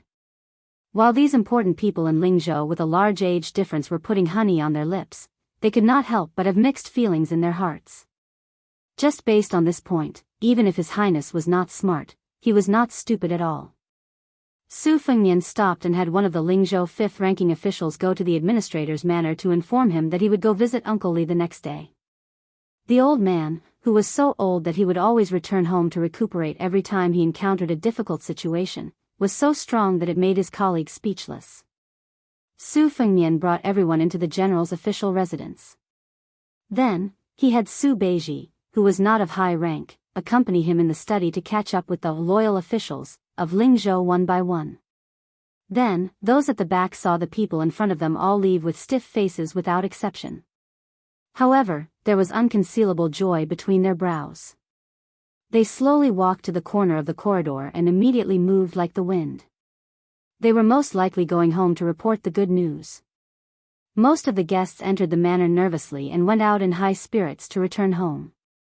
Su Beiji, who His Royal Highness had placed on the table to support him, did not have any joy on his face. He stood at the window and looked at the administrator's manner with a serious expression. Su Fengnian sat behind the desk with one hand supporting his cheek and the other rolling the copper coin between his fingers. Su Beiji said, "Relax." Su Fengnian thought for a while. "All right, accompany me to the Golden Gate Escort Agency to drink. Since the wine in Lingzhou doesn't have any worldly and bloody smell, do you want to drink more?" Su Beiji, who had only gotten drunk once in Beimang, nodded. Su Fengnian and Su Beiji got into the carriage. Su Yanbing drove the carriage to the Golden Gate Escort Agency on the other side of the city. Earlier, when they crossed the threshold of the side door, Su Fengnian paused for a moment and raised his head to glance at the gray sky. After a while, he could no longer see the peak of the mountain that only appeared when the weather was clear. When they arrived at the entrance of the Golden Gate Escort Agency, Su Fengnian introduced himself as Su Qi from Apricot Street and said that he knew the old escort leader Bao Fengshou and the new escort leader Dou Liang. The eyes of the young man guarding the door lit up. Hearing the words Apricot Street was enough. It was even more useful than mentioning Bao Fengshou. His impatience was swept away and he subconsciously bowed. However, when he saw the warm and smiling face of the young master, he immediately straightened his back. Who knew if this fellow was bragging? Of the young masters who lived on that street, how many of them had not trampled and injured people in Lingzhou before? How could they be smiling so happily with a small guard like him? Who would believe that? Bao Fengshou, who lived in the escort agency, hurried over. He was extremely friendly and polite. Not only him, even the first and second masters of the escort agency were alerted. Su Qi was also tactful and directly revealed the identity of the young master beside him. He had served as a soldier in Longqing County and was currently doing some miscellaneous work for Governor Zhong Qingxin. However, he was about to be promoted to the provincial government office in small steps. As a result, not only were the two masters happy, they were also somewhat in awe. Who in Lingzhou didn't know about Huaihua Great General Zhong Hongwu and his eldest son, Zhong Qingxin? Although it was rumored that His Royal Highness had extinguished some of his arrogance, a starving camel was still bigger than a horse. The Zhong family was undoubtedly still a first-class family in Beiliang that ordinary people felt was unreachable. To be able to get along with Governor Zhong day and night, how could the Golden Gate Escort Agency, which was as small as a sesame seed, be neglected? Dou Liang and his two brothers hadn't moved into the escort agency for the time being. Instead, they rented a small, remote, and simple residence outside. The escort agency hurriedly sent someone to invite them over to drink. The first master personally set up a large charcoal brazier. After the group of people sat down, they drank to their heart's content. When they were drunk, the two masters were emotional people and were not as restrained as before. They chatted and laughed without restraint. Because Dou Liang's two brothers, Wei, Tang, and Fan Yuyang, had met before, they had a good impression of them at that time. In addition, their eldest brother, Dou Liang, had come back from his escort mission to pave the way. They had already said a lot of good things about Su Qi, so they were even more open when they drank. The first master, Yu Xiuzai, had a slightly scholarly name. It was probably because his parents had hoped that he would be able to pass the imperial examinations in the future. However, it was very rough, and there was a shocking scar on his face. When he talked about this old story with Su Fengnian and Su Beiji, he didn't have any complaints. It was just that more than 10 years ago, he had been slashed in the middle of the street by a man who had kidnapped a woman. He didn't dare to fight back. In terms of martial arts, he could beat that son of a bitch 10 times with one hand. However, in terms of backing, he, Yu Xiuzai, lost by 1,000,000 miles and admitted defeat. To this day, this old man could only laugh and curse. Su Fengnian smiled and turned his head to Su Beiji and said, "In the future, I'll have to rely on you to be impartial and be the bad guy in this kind of situation." Su Beiji was indifferent and only drank in big mouthfuls. The men of the Golden Gate Escort Agency didn't take it too seriously. Even if the two young masters with the surname Su had a good status, Lingzhou City was deeply intertwined. Even the Lingzhou general couldn't do anything and was fooled by everyone. They all said that the administrator wanted to give His Royal Highness a show of strength. Therefore, as long as it was an outsider, no matter who it was, even if it was a young official from a landowning household, they couldn't casually make trouble here. Su Fengnian raised his bowl. It was probably the 7th or 8th bowl, but he still drank it all in one gulp. The people of the escort agency couldn't help but cheer from the bottom of their hearts. This alcohol tolerance were both excellent. Su Fengnian casually wiped his mouth and said with a smile, "Before I get drunk, I'll quickly say a few words of seriousness. Old Brother Do, Old Brother Wei, and Old Brother Fan are all Su Chi's friends. In the future, I'll have to ask the 2 masters and old escort leader Bao to take care of me. Su Chi's bowl of wine is my thanks." The second master, Zhang He, was tongue-tied. He raised his big white bowl and said loudly, "Young Master Su is straightforward. Our escort agency is small, but no one is a bashful woman." Zhang He also poured out his heart to young Master Su. "It's not that Dou Liang's 3 brothers don't have any ability, but they are too great. Zhang He has seen it all. Take Wei Tang and Fan Yuyang for example. In fact, not to mention becoming an escort like Dou Liang, even becoming an escort leader is a matter of course. But in our small place, the rules are the same as other places. It's just that there's no way around it. Everyone has to endure it bit by bit, from a daughter-in-law to a mother-in-law. Otherwise, other people won't be convinced and will have resentment in their hearts. I, Zhang He, don't dare to say anything like I'll let my 3 brothers become escort leaders tomorrow. I can only apologize to Dou Liang's 3 brothers. First Master, shall we all drink this bowl of wine in our hands?" Yu Xiuzai raised his bowl and laughed, "Everyone is a good man. Let's drink and leave. Cheers." In the end, Su Beiji was also a drunken mess. He was already leaning on Su Fengnian's shoulder. The rough men of the Golden Gate Escort Agency were all over the place. Yu Xiuzai hugged the wine jug and mumbled in his drunken stupor. He was vaguely talking about how he hadn't been able to kill a few northern barbarians in his life. The number 1 steward of the general's estate, Sun Fulu, appeared at the door, sweating profusely. Before he left, His Royal Highness had told him to come to this small escort agency.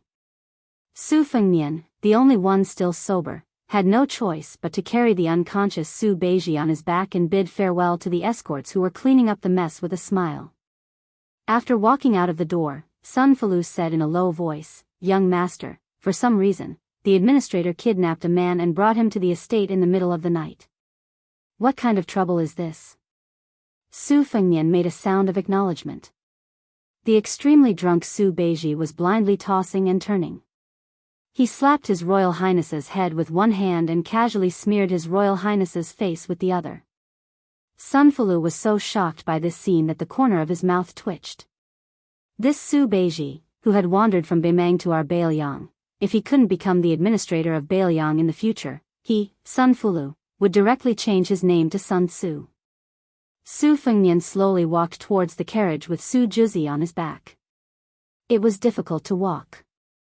Chapter 933. Li Gongda was placed in the corridor outside the study by Sun Fulu. Su Hun was tied up and heavily injured. His clothes were stained with blood. Beside him was one of Li Gongda's trusted retainers who stared at Su Hun. This person was a true master and his cultivation was naturally not bad. He was as famous as the Liantang gang leader in the Lingzhou Jianghu. However, one enjoyed wealth in the administrator's manner while the other had his entire family wiped out in one night. One could see that being a guard dog was much more comfortable than being a stray dog with no one to rely on. Li Gongda looked calm. He closed his eyes and focused. His 2 fists in his sleeves loosened and clenched. At the end of the corridor was Hong Shuwen, who was from the White Horse Righteous faction. He was like a poisonous snake waiting for an opportunity to strike. When Hong Shuwen stood up, Li Gongda suddenly opened his eyes. When he saw His Royal Highness carrying Su Beiji back, the scene was too different from what he had imagined. He was stunned. Li Gongda was someone who had been through a lot in the officialdom. He immediately calmed himself down and let his retainer leave first. This time, the old man didn't act like an elder. He solemnly shook his sleeves and knelt on the ground. He said in a deep voice, Li Gongda came to apologize to His Royal Highness. I hope Your Highness can save Li Hanlon on account of our 20 years of friendship. Li Gongda couldn't see Su Fengnian's expression. His Royal Highness probably handed the drunk Su Beiji to Hong Shuwen and then quickly walked over. He held the administrator's arms and tried to help him up. However, Li Gongda tried his best to kneel down. He heard His Royal Highness ask anxiously, "Uncle Li, why are you doing this? How can Fengnian bear the responsibility? So what if he is Hanlon? Uncle Li, get up and talk." Li Gongda said with a faint sobbing tone, "Your Highness, if you don't agree to save my son, Hanlon, even if Li Gongda dies kneeling here, I will not get up." Su Fengnian, who reeked of alcohol, said angrily, "I don't have to save anyone but Hanlon. How can I let Hanlon fall into danger? Uncle Li, why do you have to be so pretentious? Could it be that as the dignified Taoist administrator of Bailiang, you have done something to betray the Su family?" Li Gongda raised his head and said with tears running down his face, "Your Highness, Li Gongda has been loyal to Bailiang for 20 years. Heaven can be my witness. The general's cultivation of the Li family is as good as giving us a new lease on life." Li Gongda admits that he can't deny the crime of corruption. He is absolutely loyal to Bailiang and the Su family. Su Fengnian squatted in front of the administrator, who had lost his composure, and said softly, "In this case, Uncle Li should get up and talk. First, tell me who the kidnapped person is and why Hanlon wants me to save him. There are no outsiders here. You and I can speak frankly. If I can't do something, then I will beg Su Shao. I don't believe that anyone in Bailiang can hurt Hanlon. Who can wrong the Li family?" Only then did Li Gongda stand up shakily, wiping away his tears with his sleeve. He pointed at Su Hun and said sternly, "This person's surname is Su and his given name is Su Hun. He is the trusted aide of that gold weaver Li Shifeng and is also a secret agent of the Liang Imperial Court. A few years ago, he took his family out for a spring walk. Li Shifeng, that sly old fox, actually pretended to meet me and purposely mentioned that this person was a descendant of his distant relative. Tonight, this Su Hun actually snuck into the mansion and delivered a secret letter personally written by that green-eyed man, saying that as long as I, Li Gongda, am willing to betray Northern Liang, my position in the imperial court would only be higher than that old bastard Yan Jieshi. Furthermore, Zhao Go had already arranged for the Li family's escape route, so how could Li Gongda be so ungrateful? I immediately apprehended this thief, but my poor son Hanlon has already been transferred to the Northern Mang's southern dynasty by a military order and is now being forcefully escorted eastwards along the northern border. I'm afraid that it won't be long before he enters the capital from Ji province. Your Highness, although Li Gongda has no intention of betraying Northern Liang, since he was targeted by Li Shifeng and Su Hun, these treacherous villains, it must be because Li Gongda, as the administrator, is not a proper one. No matter how Your Highness and the great general deal with Li Gongda will not complain at all. However, Your Highness knows Hanlon's character very well." Su Fengnian let out a sigh as he replied with a smile, "Oh, I see. Uncle Li, don't worry too much. Come on, have a cup of tea in the study.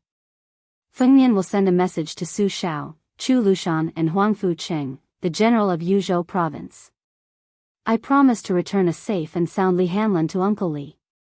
Li Gongda was about to nod and express his gratitude when he suddenly widened his eyes. His Royal Highness, who had always been smiling in front of him, directly pushed Su Hun, a gold nugget who might be able to dig out a lot of secrets from him. His 5 fingers formed a hook and directly tore off half of Su Hun's face. Then, as if he still found it too troublesome, he used the immortal's touch on the head. Poor Su Hun died on the spot without saying a word. Su Fengnian, whose hands were covered in blood, casually wiped them on his sleeves. Then, he carefully supported the administrator with one hand and pushed the door open with the other. The two of them stepped over the threshold together. Su Fengnian stopped and leaned back. He smiled at Su Yanbing and said, "Uncle Su, please ask Hong Shuwen to quickly send out 3 secret letters. The last one is to be sent to Huangfu Cheng. Tell him that I allow him to privately mobilize 2,000 light cavalry to intercept me. By the way, ask someone to send a pot of hot tea." Su Yanbing nodded. Li Gongda said in a low voice, Your Highness, Su Han is clearly not an ordinary spy. Li Gongda tried to get information from him before. It seems that when Yan Jieshi escaped from Bailiang, he was also personally involved. With him in our hands, we don't have to worry about Li Shifeng and the Golden Weaving Bureau not giving in. It seems safer to kill him later. Su Fengnian shook his head and said with a smile, Uncle Li, you underestimate how tight-lipped these men of sacrifice are. Besides, I don't care about Li Shifeng or the Weaving Bureau in my own territory of Bailiang. Even if there are spies from Zhaogo, as long as there is a reasonable reason, I can kill them as I want. I'm not their relative. Anyway, it's a life and death battle between two sides, so there's no need to care about family ties. When doing this kind of thing, it depends on who's ruthless. The Peregrine Falcon Eagle Guard fell into Zhao Go's hands outside of Bailiang and ended up in the same way. Otherwise, why would they be called men of sacrifice? They're not called men of sacrifice for nothing. Li Gongda listened to His Royal Highness' casual and indifferent words. When he sat down, he looked at the young man's unfashionable gray hair and did not say anything. Su Fengnian smiled and comforted him. If Uncle Li thinks that Huangfu Cheng and 2,000 elite cavalry are not enough, you can send another 200 crossbowmen and 1,000 cavalry. Li Gongda hurriedly agreed, okay. Sigh, this foul situation is really making things difficult for your highness. Su Fengnian waved his hand and Su Yanbing personally brought tea over. Su Fengnian then told him about the order to increase the number of men and horses to come out of seclusion. Su Fengnian sneered and said, Li Shifeng is really amazing. He's been a coward in Bailiang for more than 10 years.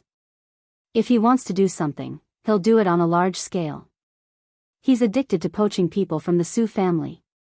He's still not satisfied even after giving Master Zhao an in-law. Now, he's not even willing to let Uncle Li go. After tonight, I'll go meet this Golden Weaving Bureau. Chapter 934. Li Gongda sighed and looked at Su Fengnian. He said sincerely, Your Highness, with that, although it wasn't Li Gongda's fault, I admit that my reputation has been ruined. I don't have the face or heart to be an official anymore.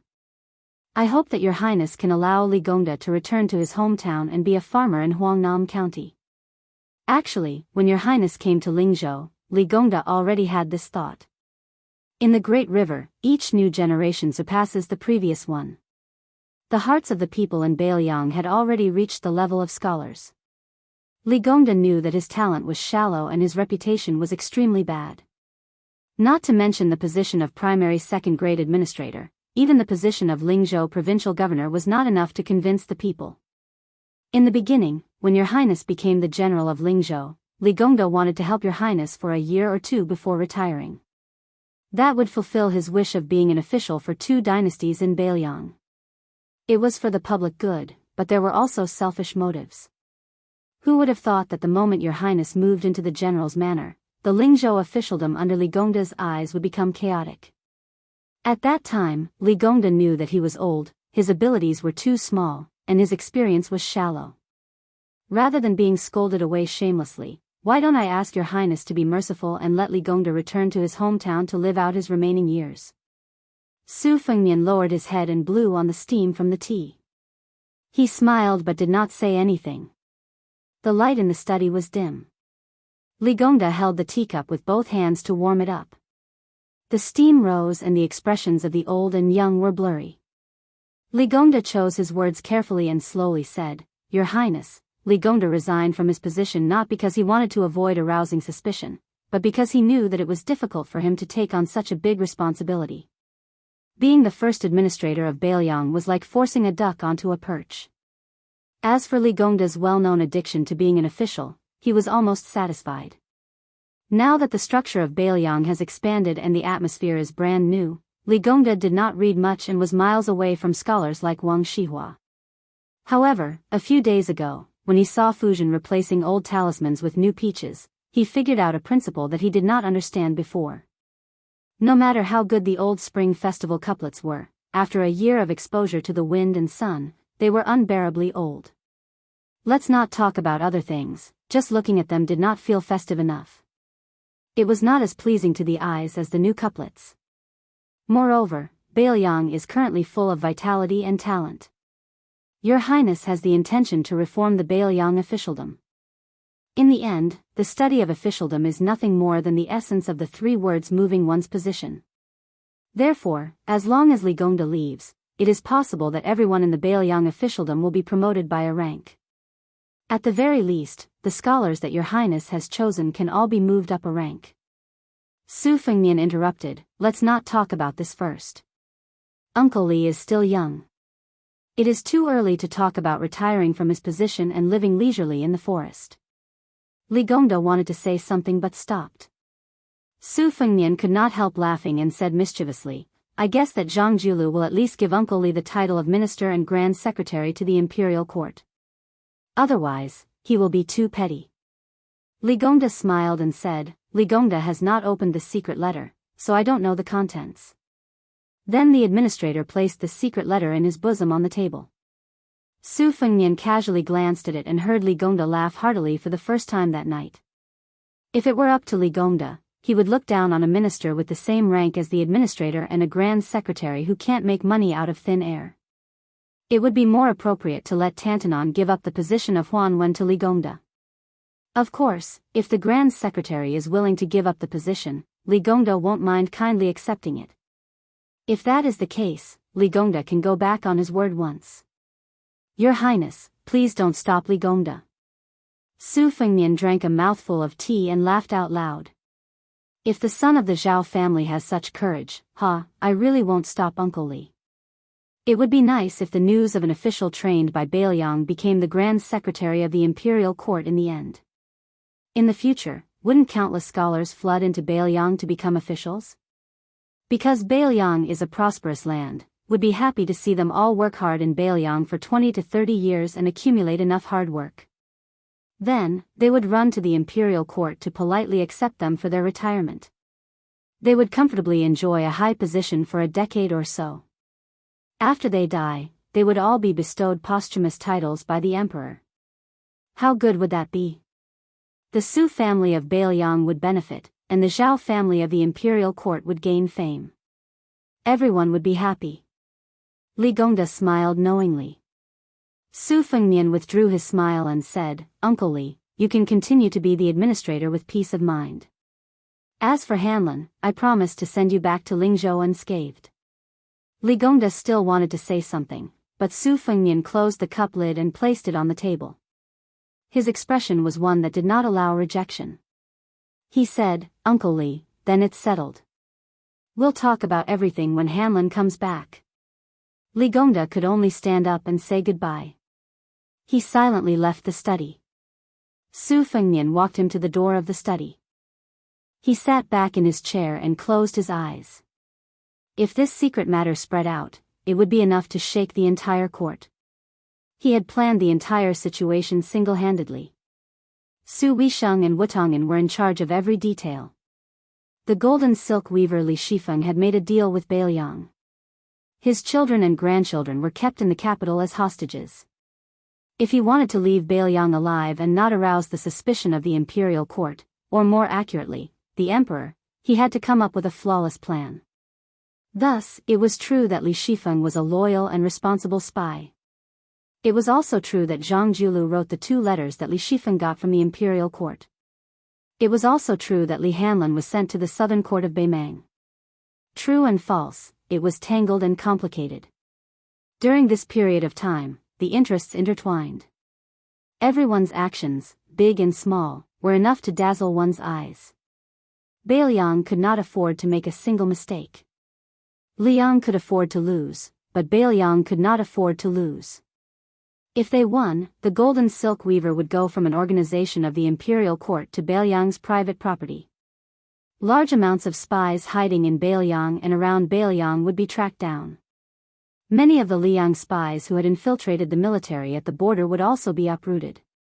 In this way, the mud in Bailiang could be cleaned up. When Su Fengnian became the general of Lingzhou, his ambition was not in the military affairs of Lingzhou. Instead, he wanted the Bailiang officialdom to be completely free of worries. Only then could those scholars be at ease and settle down. If Li Gongda resisted the temptation, then Su Fengnian had told him before that he would let this Uncle Li enjoy his official life. If he did not, then it would be the worst situation. Even with the Yan family's betrayal first, Su Fengnian still had no plans to destroy the Li family. He would only nominally let Li Gongda resign and return home with the excuse that he was unwell and peacefully be a rich man in Huangnam County. Just as the administrator had said tonight, once he retreated, the Bailiang officialdom would do its best to act according to His Royal Highness' wishes. Whatever Su Hun did, it was Li Shifeng's wishes. And Li Shifeng's guidance to Su Hun was Su Fengnian's intentions.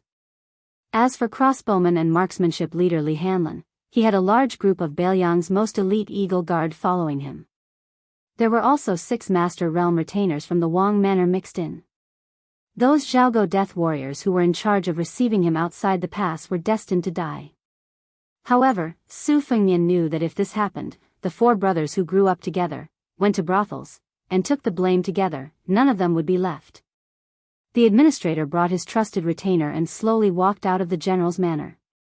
Li Gongda turned his head and looked at the slightly eerie official residence in the night.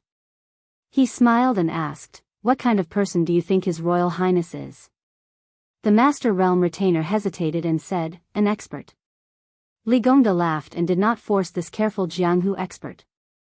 He muttered to himself, "Although a great man has to be ruthless, but it doesn't mean that he isn't a hero." The retainer did not dare to say much. Li Gongda walked to the door of his own manor and was about to step onto the steps. He suddenly retracted his foot and smiled, "Let's take a walk. It's rare for Apricot Street to be so peaceful." Li Gongda walked to the empty and lonely street and sighed, "Everyone is suffering, it's all about finding joy in the suffering. Others may pity you, but you don't know that you are suffering. That is true ability. I, like the general, am old. No matter what I do now, it is for my descendants." In the study room, Su Fengnian reached out and grabbed the teacup. The white porcelain cup shattered. Half of the tea splashed all over him. They were set to arrive at the Lingzhou general's manor on the 3rd day of the 1st month. He purposely mentioned the 3 secret letters in the corridor. Su Fengnian gave the Li family time and time again. At this moment, there was still only 1 secret letter on the table. In this game of chess, Bailiang, who had the geographical advantage, would not lose no matter what. It was only a matter of winning more or losing less. However, to Su Fengnian, he would lose no matter what. He asked for it. He was alone. Su Beiji said it well. Chapter 935. Because the imperial court had appointed a crown prince and conferred titles to various kings, the emperor had personally decreed a general amnesty and changed the name of the year to Xiangfu. In the first year of Xiangfu, when the sound of firecrackers welcomed the new year, there were still court officials on duty. An old man in his 60s walked unsteadily toward Zhang Hut with wine and a bag in his hand. Along the way, he occasionally met him. Regardless of whether it was the Son of Heaven's personal attendants or the eunuchs who could wear bright red python robes, when they met this old man, without exception, they all took the initiative to stop and throw the rules and regulations of the palace to the back of their minds. They all exchanged a few pleasantries with a smiling face. If it were an ordinary person, once they were discovered, they would definitely be remembered by the head eunuch of the ceremony directorate, Han Diaosi. Sooner or later, they would not be able to bear the consequences. However, now that the ceremony directorate had changed its head, celebrating the beginning of spring, and the target was Tantanon, who was liked by everyone in the imperial court, both inside and outside the palace, there was no need to be afraid of being used against them. Even if there were people who wanted to make trouble for the emperor would only reprimand those people for gossiping. Huan Wen, who had replaced Sun Shiji as the new head of the province, greeted everyone along the way and arrived at Zhang Hut. From a distance, he saw the Minister of Revenue, Wang Xiongui, standing under the eaves, rubbing his hands and exhaling. This Jiangnan scholar, who came from a humble family, could be considered an extremely young and strong man in the imperial court that was full of white hair. Along with many of the pillars of the imperial court, he had relied on the imperial examination to become a carp jumping over the Dragon's Gate during the Yonghui era. Furthermore, in that year's imperial examination, Wang Xiongui, who ranked first and third, was the youngest of the top three. The teacher who presided over the imperial examination was the Grand Secretary Zhang Julu. The teacher who read the examination papers was coincidentally the Left Chancellor of the Imperial College at that time, Huan Wen. Relying on his talent in running the country and helping the world, he had climbed up the ranks to become the Minister of Revenue. Wang Xiongui was undoubtedly part of the Zhang faction. Even though he had become a minister, he had always treated Zhang Julu and Huan Wen as disciples. At this moment, without waiting for Huan Wen to approach Zhang Hut, he hurriedly ran down the stairs to help Huan Wen take the wine jug and cloth bag. Huan Wen joked, "Fuding, why is that blue-eyed boy shutting the door to you again? This old fellow is really something. Yesterday you went to pay your New Year's greetings, and today he came again. It's obvious that he cares a lot about your favorite student, but he just can't bring himself to do it. It's fine, it's fine. In a moment, I'll just say that this pot of wine and salted peanuts were all brought by you. I don't believe that Bai Yan won't be envious. If he can hold back his greed and just watch the two of us enjoy life, then I'll be helping you vent your anger, won't I?" Minister Wang, whose given name was Fu Ding, smiled wryly and said, "How could this junior dare to get angry with Grand Secretary Darren? Huan Shi, please don't make fun of Fu Ding. Besides, this junior didn't discipline him properly and let that good-for-nothing son of mine get into trouble. The entire capital is watching as a joke. This junior truly has let down Grand Secretary Darren and Huan Shi's expectations." Huan Wen smiled. This Tantanon wasn't quite the same as those shrewd pillars of the imperial court who couldn't help but be suspicious of their dark temperaments. When the old man smiled, it wasn't a fake smile, and it didn't make people feel that there was a knife hidden in his smile. Instead, it made people feel that Sir Huan had truly encountered a happy occasion. Over the years, some of the senior ministers who had fallen on hard times liked to run over to Huan Wen to reminisce about old times, bringing along a few pots of good wine. Whether or not this old man of the Huan residence could help was another matter. In short, if it was something that made people feel like there was still some leeway after he spoke of it. There were two things that Huan Zhe didn't do. He didn't add flowers to brocade, and he didn't hit a person who was down. With Huan Wen leading him into Zhanglu, Wang Xiongui had the courage to enter. Huan Wen stopped in front of the door. Wang Xiongui had already put one foot in and could only obediently take it back. He heard the old man say softly, "Your youngest son is called Yuan Ran, right? Even an old man like me who doesn't leave the house has heard of his great name. It can't be said that he has done a basket of bad things, but at least half a basket of bad things. Last autumn, he had a dispute with the heir of Bailiang at the Jiao embassy. He was praised to the heavens by his accomplices, saying that he was the #1 silk pants in the capital and that he was the only one who dared to go against the heir. This originally wasn't much. Whether it was me or Bai Yan, we were all hot-blooded when we were young. Who didn't have a bit of vanity? It's just that your child is too bold now." He actually went to the Ministry of Personnel to bully Zhao Yuling's daughter. This daughter is even betrothed to Yin Maochuan's only son. Not only that, the son of the Ministry of Justice's Han Lin came out to say something fair and gave your son a beating. He even scolded his father for being a mere assistant minister in the Ministry of Justice. Fuding, if you count with your fingers, in the 4 years of Yonghui, it was actually only the few of you who stood out together. Your relationship was generally not bad. After this incident, how are you going to meet Yin, Zhao, and Han, who are all officials at the same time? You and I both know that next year's imperial examinations will be presided over by Yin Maochun. You and I both know the level of Yin Maochuan's ability as an official.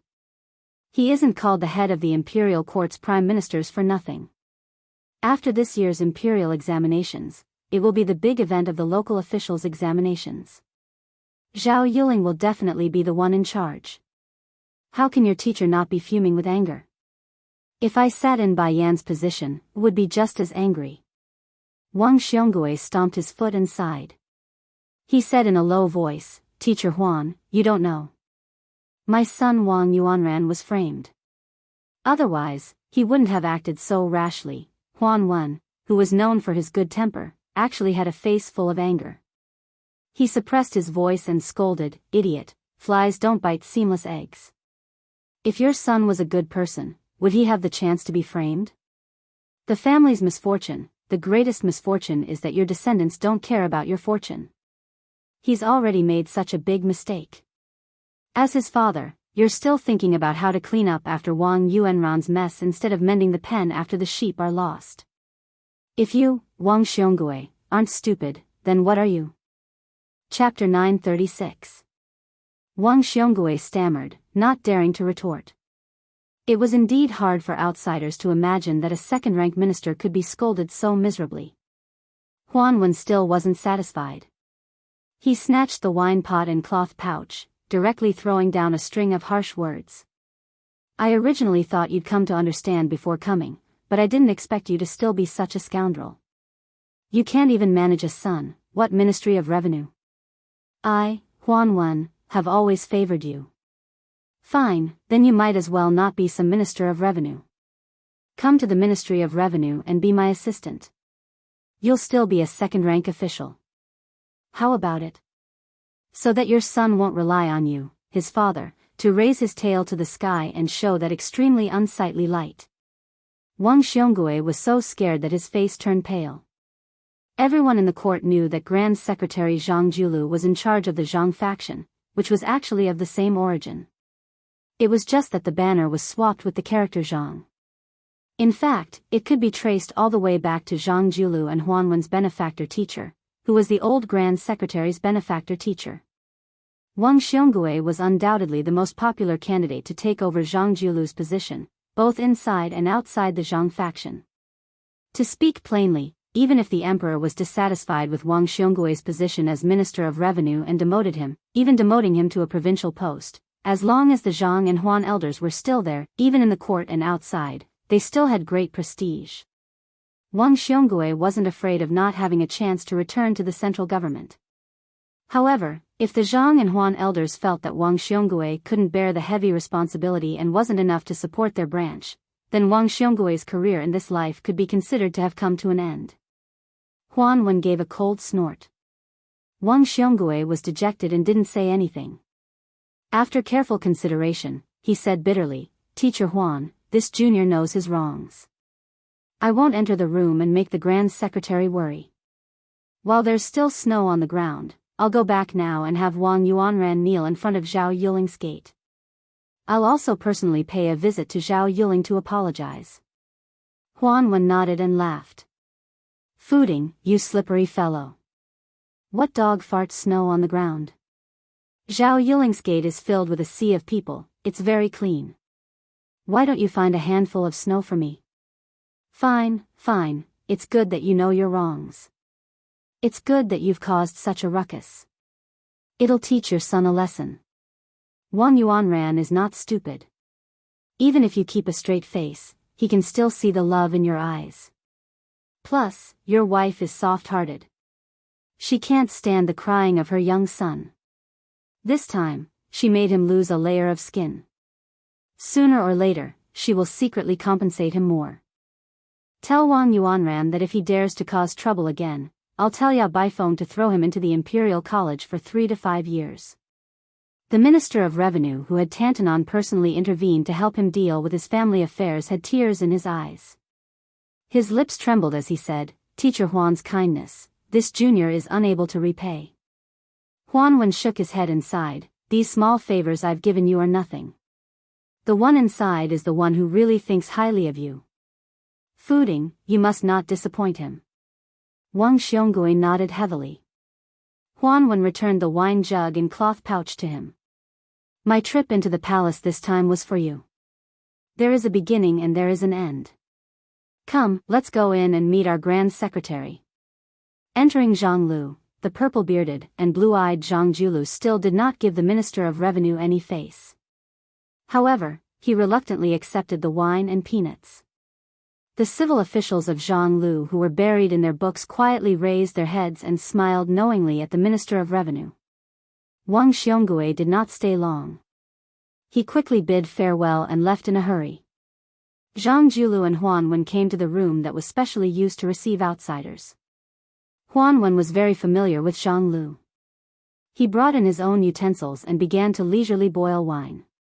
He said to himself, the court says that you and I, one playing good cop and one playing bad cop, cooperate seamlessly.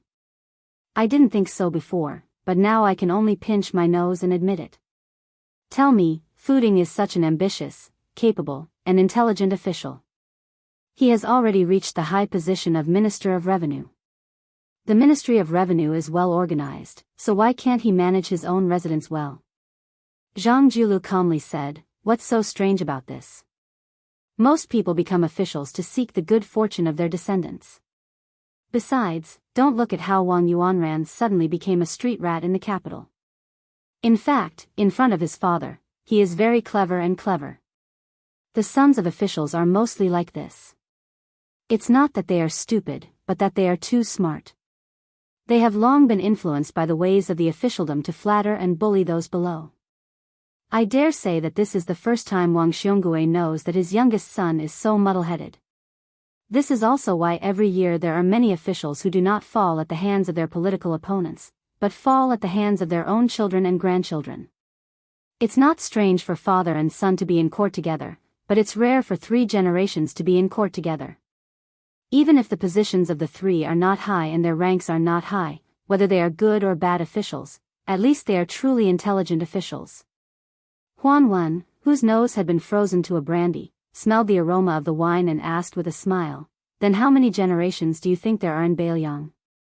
Zhang Julu calmly said, this question, you have to ask the mysterious Huang Sanjia. I don't know, and I don't want to know. What's done is done, and that's more important than anything else. As for how far you can see, in the end, it depends on how far you can walk. Huan Wen laughed heartily. Zhang Julu stretched out his hand. Huan Wen said in surprise, you want to drink wine? Bai Yan, you want to get a concubine? Congratulations, congratulations. Zhang Julu glanced at him unhappily. He poured himself a bowl of hot wine, drank a mouthful, and said with a smile, I've thought about it. Huan Wen nodded and said, me too. As soon as the 2 letters were sent, I felt some regret. It seems that you and I have both been tricked. That kid, the younger generation will surpass us in time. Borrowing our hands, he began to deal with Beiliang. However, I am now quite curious, did Golden Thread weaver Li Shifeng also get deceived, or is he already in cahoots with Beiliang? Zhang Julu asked in return, is there a difference? Of all the civil and military officials in the imperial court, only he, Tantanon, could keep up with Grand Secretary Zhang's thoughts. He nodded and said, that's true. Li Shifeng has made great contributions in the end, moreover, he even made Yan Jieshi owe him a huge favor. We still need to let him return to the capital with dignity. However, based on your unyielding nature when dealing with Ji Province's Han family 20 years ago, Li Shifeng doesn't have this type of fortune. Zhang Julu said with a laugh, only after giving my grandson New Year's money did I remember that I am already an old man in my 50s. It is also time for me to have this type of temperament. Huan Wen released an oh sound, saying teasingly, what, you're finally starting to seek a path of retreat? Zhang Julu shook his head, his eyes firm and resolute. He slowly spat out 2 words, I won't. Huan Wen said quietly, don't worry, I won't let your Bai Yan, die without descendants. Zhang Julu swayed the wine bowl, saying in self-mockery, it's difficult. Huan Wen suddenly said with a deadly earnest expression, don't you still have a daughter who hasn't married yet? In the future, Beiliang still lacks an official consort, what do you think of this idea? Zhang Julu was so angry that he laughed and said, get lost. In the distance, Zhang Julu's important ministers all clearly heard the Grand Secretary's vulgar words, looking at each other in dismay. Chapter 937. The officialdom of Lingzhou originally thought that His Highness the Crown Prince, who had suffered in Lingzhou, would most likely have asked the great general for an imperial sword and was going to start a massacre in Lingzhou. They never thought that Lingzhou city would still be as calm as before. This made people wonder. Could it be that the administrator was really so highly regarded that he was so powerful that the great general had no choice but to look at him differently and give him a completely different ending than Huaihua great general Zhong Hongwu? Many fence-sitters who wanted to squeeze their way into the Lingzhou general's manor thought about it carefully and felt that it was best to first go to the Li manor to pay a New Year's visit. Adding on the fact that the housekeeper of the general's manor, Sun Fulu, was famous for being unreasonable, he spread the word that the manor would not be welcoming visitors, so there were not many officials who went there to look for trouble. However, at noon on the 6th day of the first month, when Huangnam County Governor Song Yan moved his family into Lingzhou City, he did not stay in the administrator's manor of his teacher, Li Gongda. Instead, he moved into the general's manor. This made many people confused. However, when His Royal Highness moved into the official residence, he did not show his face, because he dragged Su Beiji to the west of the city to drink. The coachman was changed from Su Yanbing to Han Laoshan, who was from the same sect and was also the deputy general of Lingzhou. Other than the pair of persimmons and oranges, there was also Pei Nanwei, who had taken off her snow-swept fox fur coat and changed into plain clothes. However, she still kept her loose mink hat. Then there was Wang Lting and his close friend from the same hometown, Sun Yin. There was also Wang Yunshu, who just so happened to come over to familiarize himself with them. Among the 5 young masters of similar ages, other than Sun Yin, who looked ordinary and old-fashioned, the 4 of them were rather eye-catching when gathered together. Luckily, they were drinking at the bottom of the city, so they were not recognized by the sharp-eyed people. When they were drinking, Wang Yunshu and Wang Lting were both figures of the 4 kings of Huangnan and knew each other very well. Moreover, the 2 of them were also one of the 4 tyrants of Lingzhou back in the day, so they did not seem to be unfamiliar with each other. Only Sun Yin, who was temporarily working as a shabby private tutor in the Wang family of Zijin, did not seem to fit in. Even though Su Beiji took the initiative to talk to him a few times, Sun Yin could only be considered to be able to respond appropriately. However, he was never able to take advantage of the opportunity to expand the topic. It was as if he was born to not be the center of attention at the same table. Su Fengnian naturally compared Sun Yin to Chen Shiliang, who had a similar background, and was somewhat disappointed. Whether it was in front of him or Su Shao, Chen Shiliang had never shown the slightest bit of stage fright. Su Fengnian was now in urgent need of scholars and scholars that could be used immediately. People like Su Beiji could be casually tossed into any county and he would be able to flourish on his own. There was no need for him to worry about him at all. If not for this, Su Fengnian was not a deity. How would he be able to take care of everything? Wang Lting, who had good observation skills, had secretly stepped on Sun Yin's feet a few times under the table. The stubborn Sun Yin was still as stubborn as before. The aroma of the big pot of dog stew on the table filled the air. They had also drunk more than 10 caddies of green ant wine. It was about time to pay the bill and leave. Wang Lting lamented in his heart. This clan head of the Wang clan of Purple Gold knew very well how the first impression was. It was incomparably important. There were so many so-called talented people in the world who did not get the chance to meet them. In fact, most of them were idiots who did not know how to find the right opportunity to recommend themselves. It was not as if a man had talent, it was not as obvious as a woman who was pregnant at first glance. It was no wonder that others could not tell the difference between good and bad. However, the problem was that Wang Lting was more certain than anyone else that Sun Yin was not a pedantic scholar who only knew how to read books. This was what made him feel so regretful. Although he, Wang Lting, was the new favorite of His Royal Highness, he could not be so foolish as to tell His Royal Highness that Sun Yin's talent was extraordinary. It was His Royal Highness who could not recognize a fine steed, not His Royal Highness. If Wang Lting was really so impetuous, he would not be able to sit firmly on the seat of the clan head of the Wang clan of Purple Gold. The seat was also stained with the blood of many of his clansmen. Don't judge Wang Lting by his scholarly and elegant demeanor. With one hand, he lured the bandits into having evil thoughts at the sight of wealth. With the other, he used a large sum of money to hire the authorities to suppress the bandits. Without any hesitation, he killed nearly half of his uncle's family of more than 40 people, leaving only a few old, young, women, and children behind. Not a single one of the 18 bandits was left alive. The 2 groups of people parted ways. Wang Lting left with Sun Yin, while Wang Yunshu led his horse and rode together for a distance. Then, He said that he did not lack friends in the capital and that he had to go to the brothel to fool around. Then, he spurred his horse and left. Ever since Wang Lifting became the clan head, the two young masters who were originally on good terms with each other gradually drifted apart. On the other side of the road, Su Fengnian bought a stick of sugar-coated haws and bit into it. Su Beiji was silent for a long time. In the end, he could not help but ask, "You really don't plan on using Sun Yin, who has the potential to become the second Ya Baifeng of Beiliang?"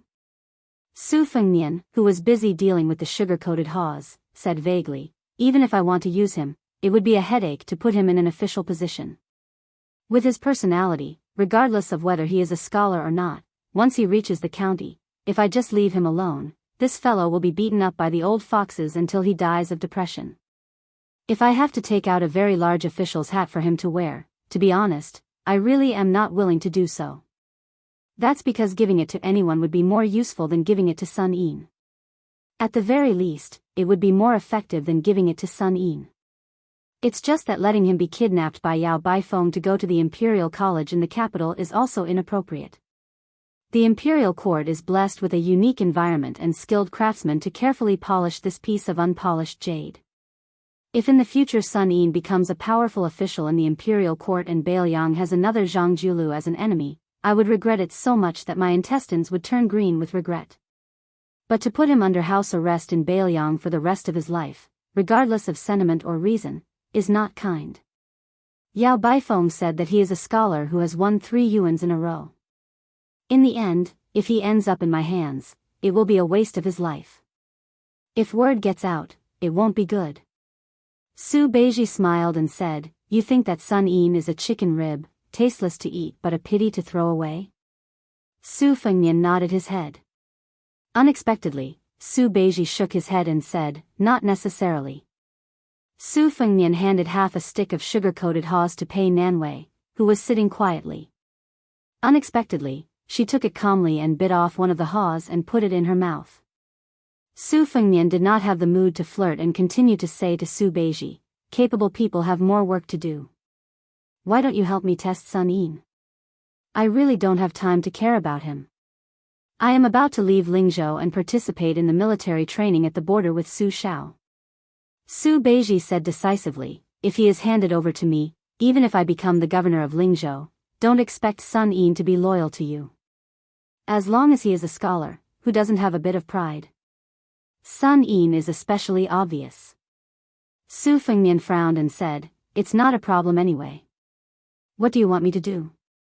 Su Beiji said softly, "There is a way that saves you the most trouble. Do you want to hear it?" Su Fengnian rolled his eyes and said, "Don't talk nonsense." Su Beiji said calmly, "If you can't use him, then kill him. Kill him secretly. You can drown him by accident or poison him slowly. Anyway, you are familiar with this. Wang Lifting is ambitious. Before he becomes the golden thread weaver, let him know what it means to show mercy and severity." Pei Nanwei turned to look at this Beimang remnant and made up her mind to stay away from this person. Just as Su Fengnian was about to speak, he saw a group of riders galloping on the street in a domineering manner. Immediately, the whole street was in chaos. Fortunately, the people seemed to be used to it. The women ran with their children, the hawkers ran as fast as they could, and the men in the middle of the street jumped and dodged. Practice makes perfect. This undoubtedly increased the arrogance of the group of hedonistic young masters. Most of the young masters were wearing fur coats and had knives and swords hanging on their necks. There was even a young woman with fiery eyes and a vicious aura that did not lose out to the group of hedonistic young masters. The horse she rode was a very outstanding breed, the Yellow Dragon Hussar.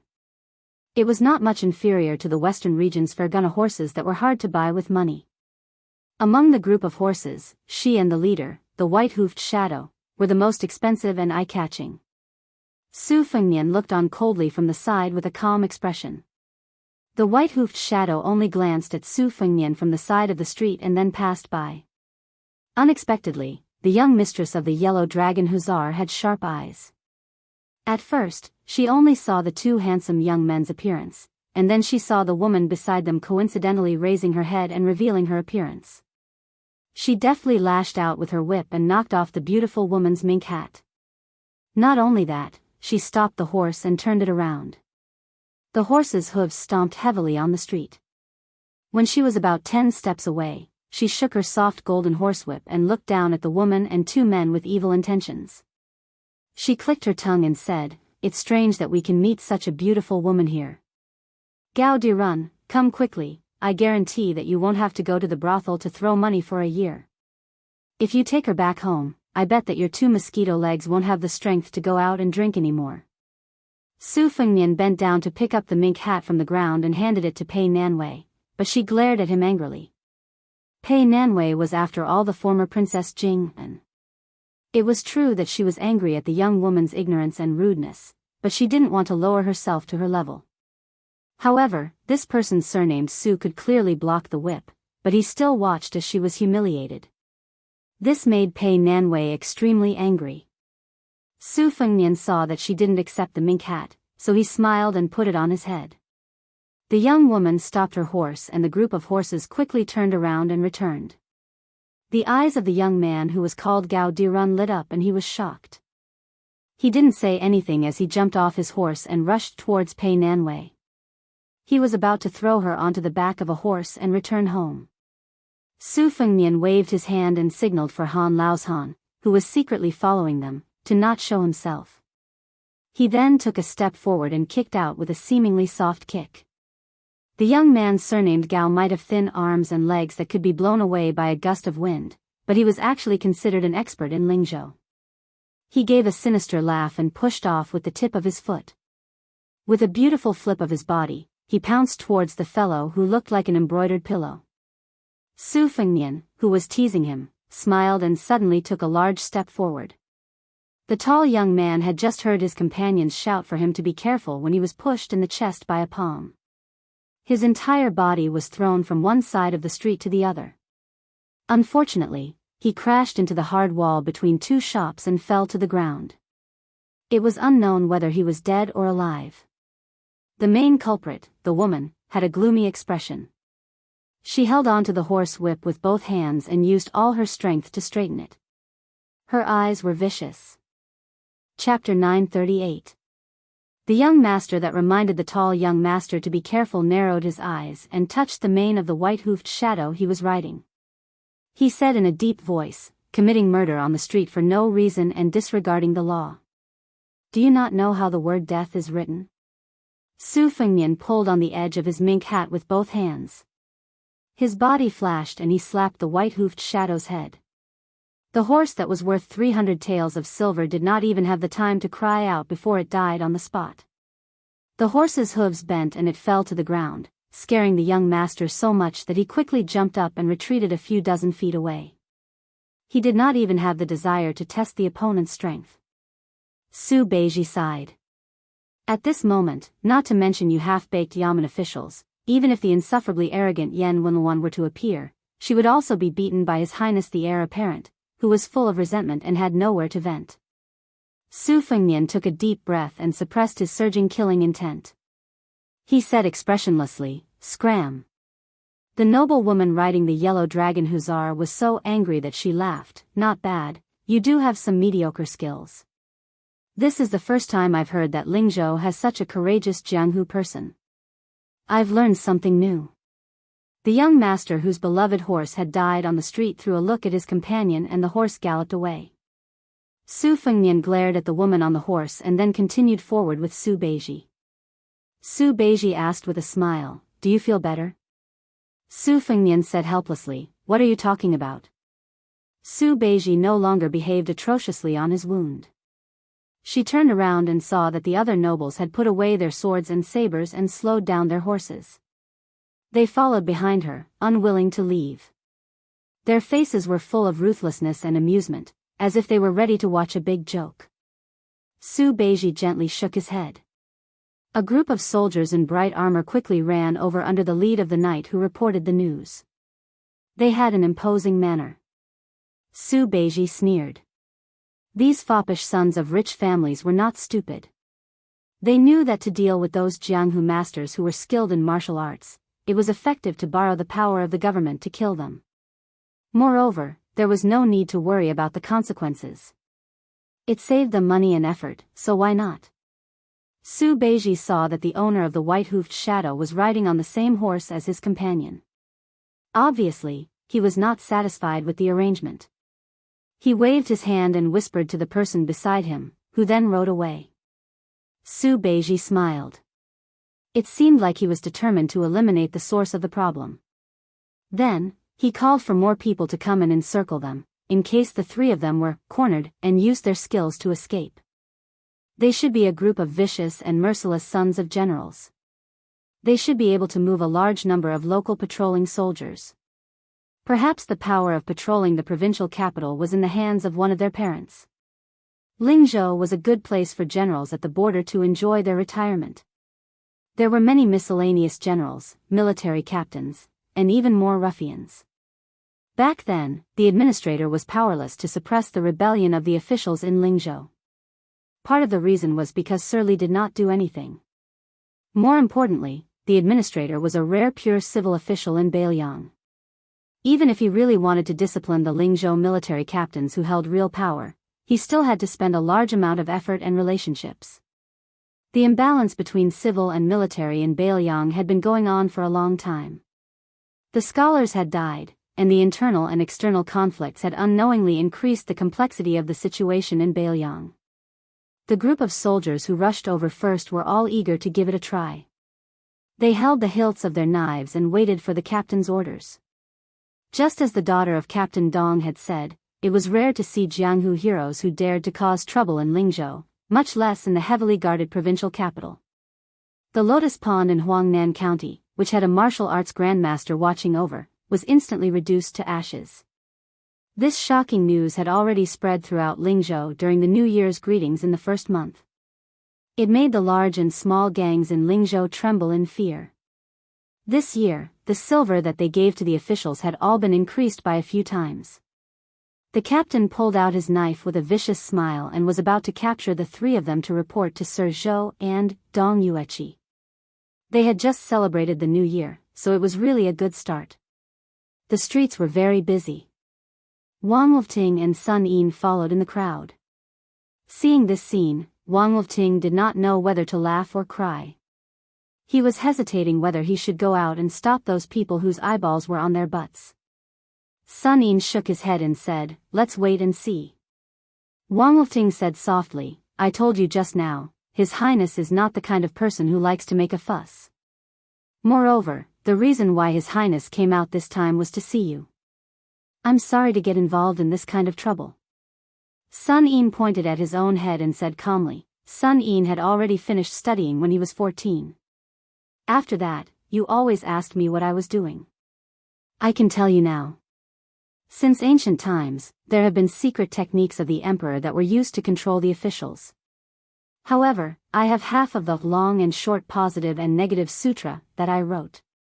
It can be used to analyze, counter, and balance the techniques of the emperor.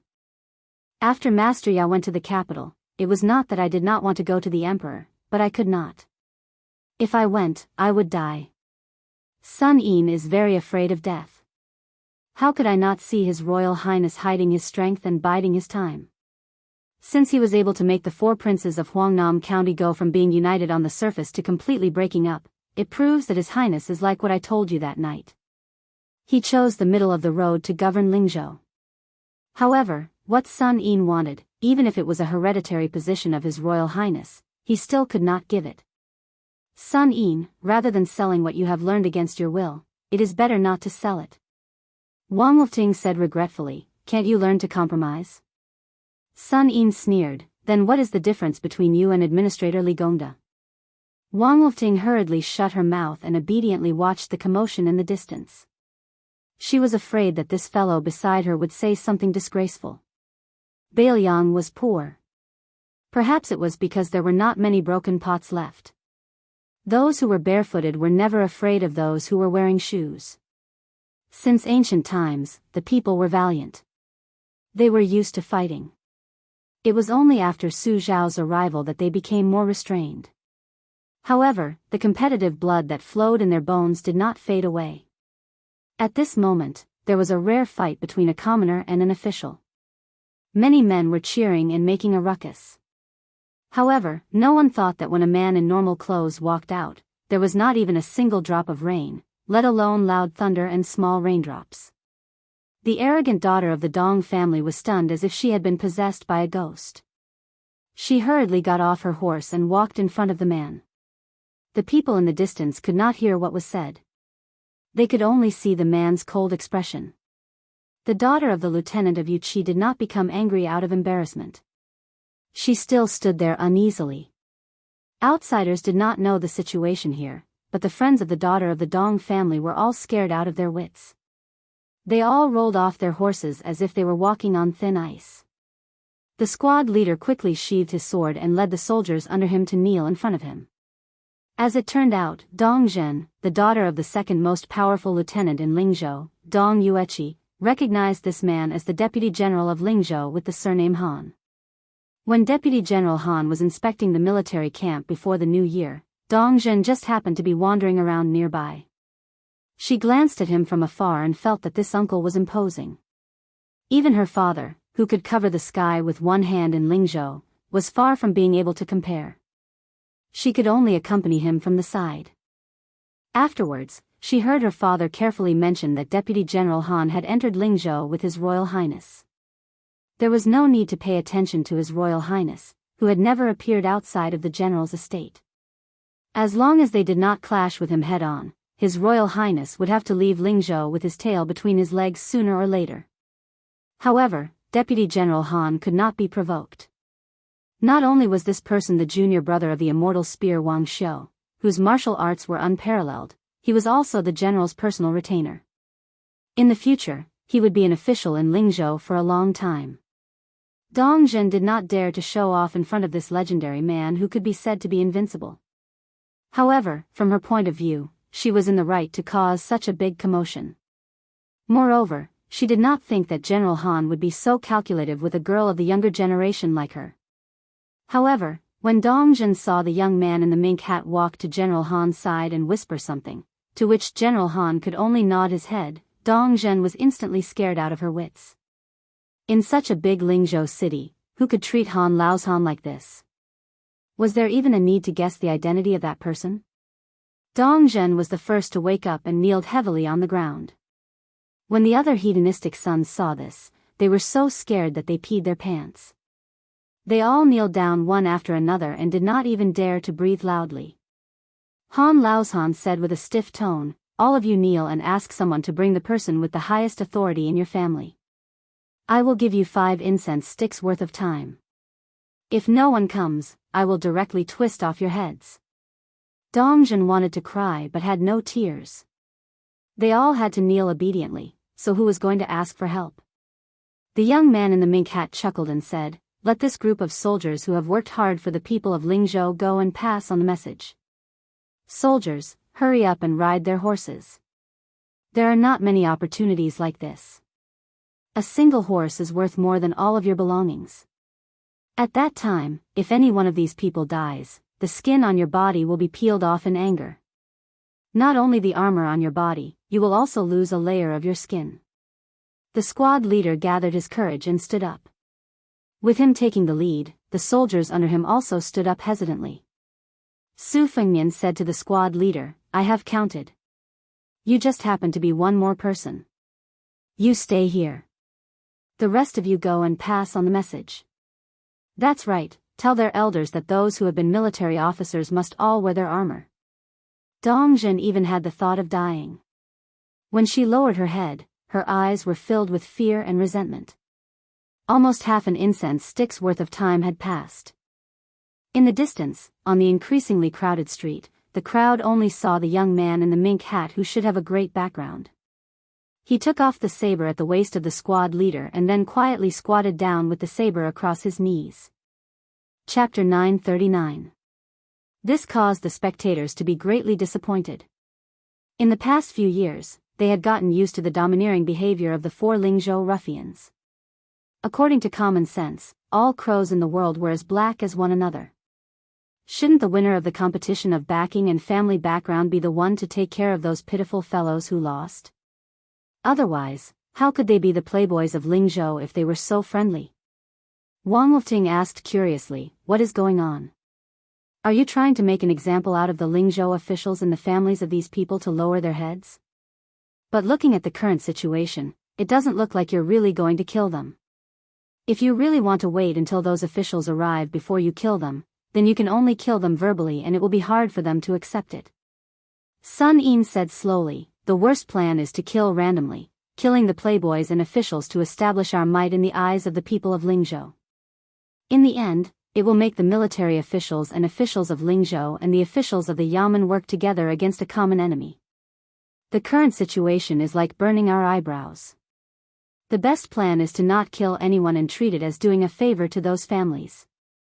At least, they won't look too bad in the future. Both sides will be at peace for the time being, but it won't help with the situation in Lingzhou. The soldiers at the border of Yu and Liang will look down on His Royal Highness. The best plan, in the current situation, there is almost no best plan to speak of. Wang Wolfting smiled, almost. Sun Yin said calmly, there is, but I don't think His Royal Highness can do it. Wang Wolfting continued to ask, tell me about it. Sun Yin gave a rare smile, if it ends up muddle-headedly and you treat me to good wine and I get drunk, I'll tell you. Anyway, in Bailiang, Sun Yin, am destined to be neither high nor low. Since I can't live happily, then I can only drink happily. After the time it took for 4 incense sticks to burn, horses galloped over one after another. Fortunately, most of them were generals and had excellent horsemanship. There was only one civil official who had never been on the battlefield, but he was also quick-witted. He let his squire ride the horse and rode with him. He did not care about his bearing and demeanor, and hugged the squire's waist tightly. The captain of the Yu cavalry, Dong Hongqiu, was the furthest away, but he still arrived at the same time as the civil official. Of the 4 military officials who arrived before him, one was the director of the Lingzhou army, one was a general with a title, and 2 military captains with real power. They were all kneeling on the ground with their descendants. That foppish playboy who had fainted after hitting the wall was also dragged over. Lord Zhou, who was in charge of the county's documents, also ran away quickly. His body was faster than Dong Yueqi, and he fell to the ground neatly. He cried, humble Zhou Jianshu pays his respect to His Royal Highness. My unfilial son has disturbed His Royal Highness, I deserve to die. One must know that this Lord Zhou of the Lingzhou army was one of the people who had entered the general's residence that day. In the study room, he had received His Royal Highness's promise. Even if he did not get promoted and become rich, at least no matter how Lingzhou rose and fell, he, Zhou Jianshu, would still be able to keep his position as the 3rd highest civil official in Lingzhou. Young Master Zhou riding the white-hoofed shadow was the unfilial son that Lord Zhou had mentioned. Even Zhou Zhizhong, who had Commander Yan Wenluan as his back, had obediently knelt down. The director of the army and the military captains all felt a little better. Only Dong Yueqi remained standing. He cupped his fists and said in a deep voice, humble General Dong Hongqiu pays his respect to His Royal Highness. He was standing, but His Royal Highness was still squatting. Zhou Zhizhong saw this scene from the corner of his eyes. He lowered his head a little more, but the corners of his lips curled up. The entire Lingzhou officialdom knew that Dong Hongqiu was old General Zhong's trusted subordinate. Furthermore, because Dong Hongqiu had joined the army at a young age, he was a military official who had experienced the Spring and Autumn War. Otherwise, he would not have been able to become the captain of Lingzhou's Yuqi. Who knew how many generals who had retired from the border were eyeing this kind of prominent position? If one did not have any true ability, even if they were lucky enough to become one, they would be kicked down. In truth, even the normal citizens who did not like Dong Zhen and Zhou Jianshu felt that it was right for Dong Yueqi to not kneel to His Royal Highness who had no achievements. His Royal Highness gripped his Bailiang blade and slowly stood up. He did not fly into a rage like Dong Hongqiu had expected. He did not even try to use his status as Bailiang's heir or Lingzhou's general to force him to kneel. Han Laozhan, who was standing respectfully behind His Royal Highness, was about to take a step forward when Su Fengnian waved his hand. Su Fengnian stood with the blade in his hand. His hands were gently placed on the hilt of the blade. He said with a slight smile, "Everyone, do not worry. This heir has not suffered much. It is not that your sons and grandsons do not want to commit sins, but that they do not have the ability. It does not matter if they are wastrels who can't do anything right or if they are parasites who only know how to enjoy their achievements. It does not have much to do with this heir. This heir has been unreasonable in Bailiang for almost 20 years. There are indeed many things that are unreasonable. In this aspect, I am just like your sons and grandsons. However, using this opportunity today, I want to tell you about a small principle that this heir knows." Dong Yuechi sneered and said, "Oh? Since His Royal Highness has the leisure to do this, I am willing to hear the details." Su Fengmian smiled and said, "Actually, there is no need for this heir to say anything. Come, other than Sir Zhizhong, help the other officials take off their armor." The military officials kneeling on the ground all suddenly raised their heads. After being stunned, they could not hide their anger. Among them, the military official who was over 50 years old stood up with a dark expression. "I have risked my life for your Su family to have the glory I have today. Now, all of this wealth belongs to me. I can be killed, but not humiliated. Although my grandson has offended his superiors, he has not harmed you at all. Even if you are the eldest son of the great general and His Royal Highness of our Bailiang, my grandson's life is not good. He lost to you, a young man who could immediately become a general of Lingzhou. If you, Su Fengmian, want to beat him, I will accept it. However, if you want to humiliate me, there is no way. I have lived for so long. I don't believe that you would dare to kill all of these people on the streets. If that is the case, then I was blind to work for your Su family in the past." After the surplus general and the two captains looked at each other, they gritted their teeth and stood up. The group of commoners who could only see the general situation from afar had already begun to cheer loudly. There were people who said that the men of Lingzhou were good. There were also people who whispered to each other that these officials were not good at being officials, but their temperaments were to their liking. Pei Nanwei looked at the back of that figure. She couldn't help but recall the soul-stirring scene she had witnessed all those years ago in the reed marsh outside Xiangfan City. She, who should have been rejoicing in other people's misfortune, was a bit dispirited. Su Fengmian did not use his blade. He only tilted his head slightly. Han Laozhan, who was already filled with killing intent, rushed out and kicked the unyielding Dong Yuechi forward. Han Laozhan then elbowed him in the back. Dong Hongxiu's 170 to 80 catty burly body was forcefully smashed onto the street, causing dust to fly everywhere. Dong Yuechi, who even the administrator in Lingzhou could not order around, was now lying on the ground. He struggled to get up, but Han Laozhan, who had already deliberately restrained his strength, stepped on his back. He had completely become a dead dog covered in dust. All of the commoners were terrified. Zhou Jianshu's throat moved as he swallowed a mouthful of saliva. Dong Zhen and Zhou Jianshu's group were so shocked that their faces lost all color. Even the old soldier of Lingzhou, who had not heard the horn of the battlefield for a long time and had not seen the smoke of the battlefield for a long time, began to tremble. Su Fengmian raised his Bailiang blade and pointed at the corporal whose legs were trembling. "Go, take off all of Sir Dong's clothes. Take it off, one after the other." Su Fengmian gloomily added, "I'm rarely reasonable. Don't be ungrateful when you're enjoying it." Dong Yuechi let out a tragic roar. After he was not stopped by Han Laozhan, he staggered up. "Yuechi Field Officer Dong Hongxiu, will take off my armor today. From today onwards, I am no longer a soldier of Bailiang." The soldier's eyes were also red. His voice was hoarse as he laughed. "Go to your mother. What kind of Lingzhou official is this? Huang Zhong will also take off his armor." Thus, other than the civil official Zhou Jianshu, everyone else took off their arms in the middle of winter.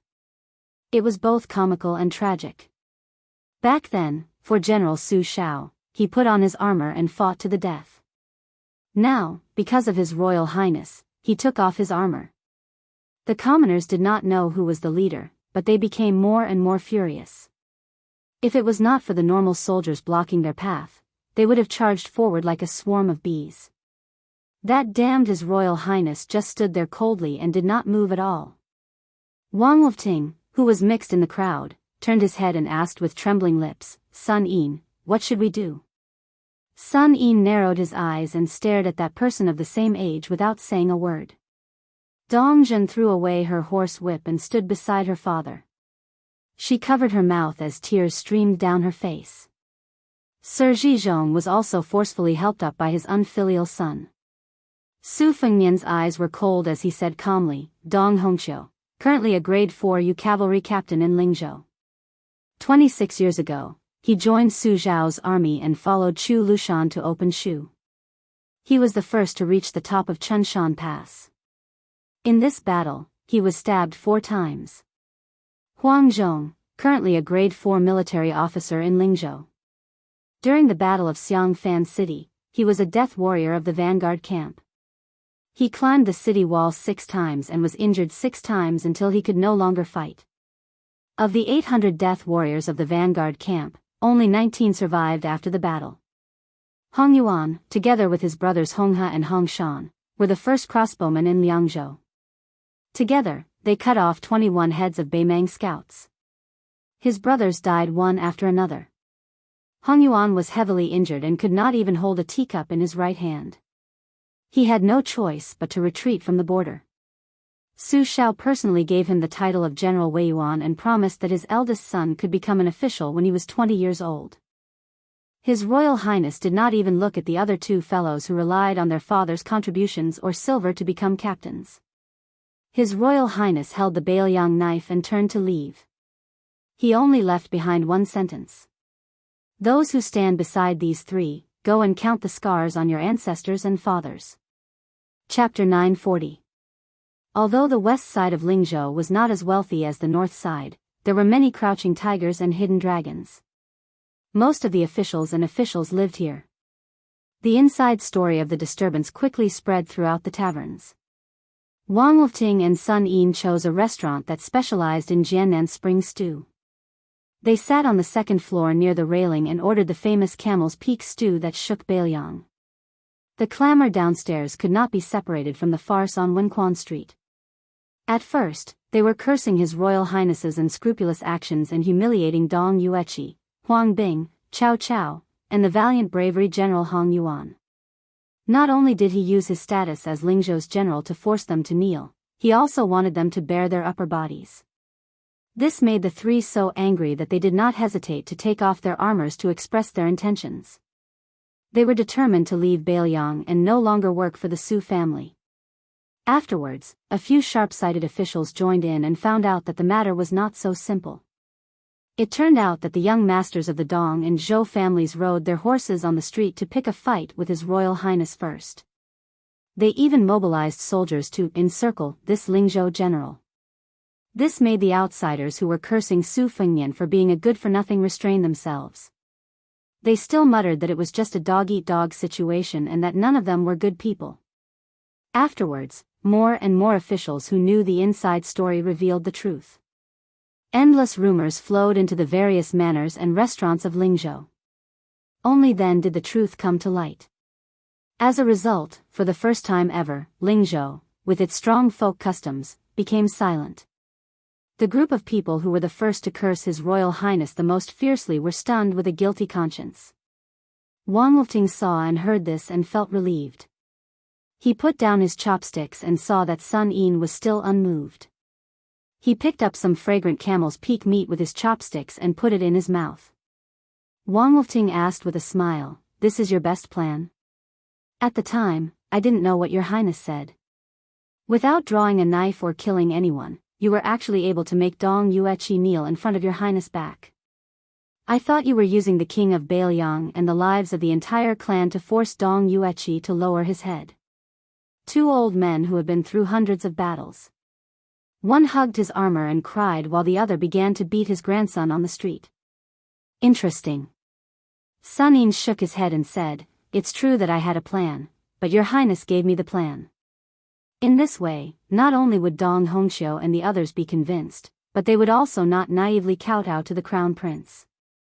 At the very least, these few people would continue to be grateful to the second generation of the Su family for not forgetting their meritorious service. This would make the straightforward military officials feel more at ease than any verbal promise. They would be able to temporarily behave themselves in their respective circles and be willing to tactfully take a step back for His Highness the Crown Prince out of gratitude. However, the most important thing was that a crack appeared in the tight circle of Lingzhou's military officials. The military officials who had personally fought on the battlefield and the children of generals who had become officials because of their father's contributions would inevitably begin to size each other up. They would no longer be as close as before. As for the Su officials and Yamen who were the most familiar with changing the rudder, seeing that the upper echelons appeared united but were divided at heart, they would naturally do their work obediently. No one was stupid. The Lingzhou general could even subdue Dong Yueqi, who was supported by General Zhong Hongwu, so wouldn't it be easy for him to take care of them, this group of low-class shrimp soldiers and crab generals?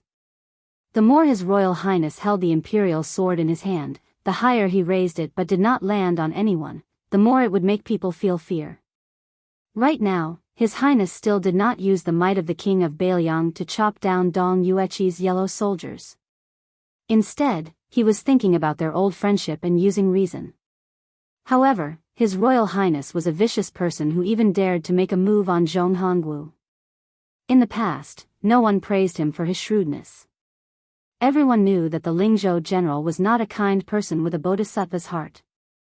Everyone guessed that there would be a bloody disaster in Lingzhou sooner or later. There would definitely be blood. Pushing down layer by layer, the administrator who lived in seclusion did not move. Zhou Jianshu, who had been kneeling the entire time, did not move. Right now, even the arrogant military officer behind Dong Yueqi did not move. Lu Ting, who do you think will be next? Wang Wolfting smiled knowingly. It can only be that group of Su officials who did not have a good year in Lingzhou's officialdom. Although you and I know that His Highness will not go as far as to glare at them, they do not know. They will only feel that a knife has fallen on their head. It will not fall and it will make them wish they were dead.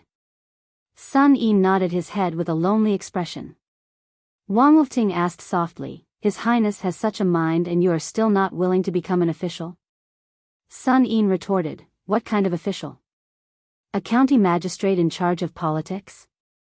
An assistant to the governor of Lingzhou's 7 counties? Or an assistant to the governor's manor? Without waiting for Wang Wolfting to persuade him, Sun Yin laughed coldly, I can't even do it well. It is important to know oneself. Only by knowing oneself can one understand others. I, Sun Yin, have high standards but low abilities. After becoming a county magistrate, I have no one to rely on and I am not willing to spend my time on dealing with those arrogant Su officials. If they want to take care of me, it will be easy. Even if His Highness is my backer, these stubborn people have many hidden methods to cut my flesh with a soft knife. No matter what I do, my hands and feet are tied. There is no one around me that I can use and I cannot pass down any policies. In the end, it will cause the economy of my jurisdiction to wither and the people to have no way of making a living. Forget about the all-people's umbrella when I leave my post and get promoted, I am afraid I will be criticized by the people in the county every day. Could it be that when I, Sun Yin, become a county magistrate, I have to ask His Royal Highness to give me a large group of capable Su officials? As for assisting the governor and serving the provincial governor, Sun Yin's ability wasn't much better than his. Perhaps His Highness is a wise ruler who is sentimental and worthy of you, Wang Wolfting, submitting to him, worthy of Dong Yueqi and the others to change their impression of him, worthy of the 300,000 steel cavalry at the border to die for him. But to Sun Yin, it is useless. Wang Wolfting was slightly dejected. This was like the love between a man and a woman. There was a woman who was clearly very good, but he just did not like her. The two of them left the restaurant that was still bustling with noise and excitement.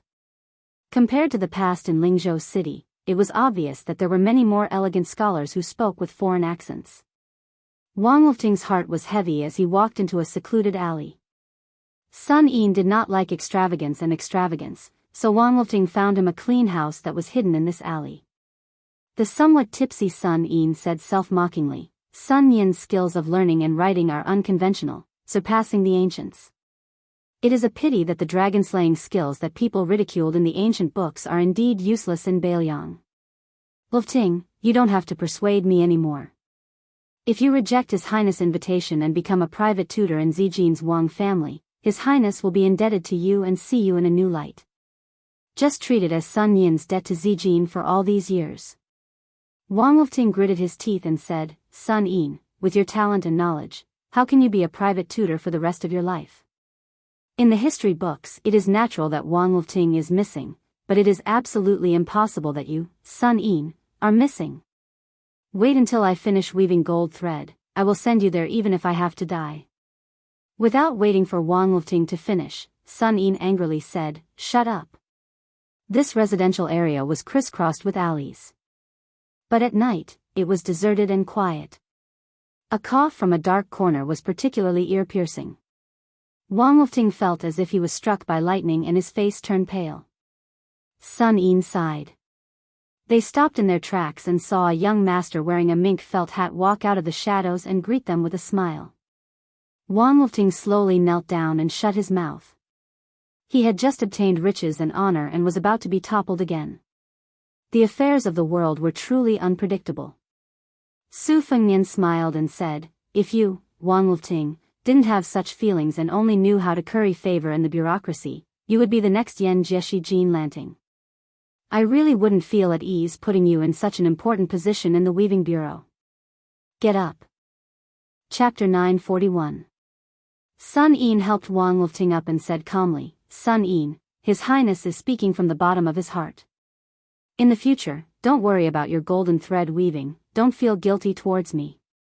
Now that things have come to this, Sun Yin will also speak from the bottom of his heart. After meeting His Highness, my life has already been thrown on the chopping block. I might not be able to keep it. If nothing goes wrong, I will most likely die quietly. Only with Sun Yin's death can you, Wang Wolfting, Baelyang, and the imperial court have an explanation. Back then, when you kidnapped me to Lingzhou and asked me why it was like I was going to die so generously, this is the reason. Su Fengnian looked at Sun Yin. I can give my dragon-slaying skills a chance to be used, but I can't guarantee that it will be 10 or 20 years, or that it won't be successful in the end.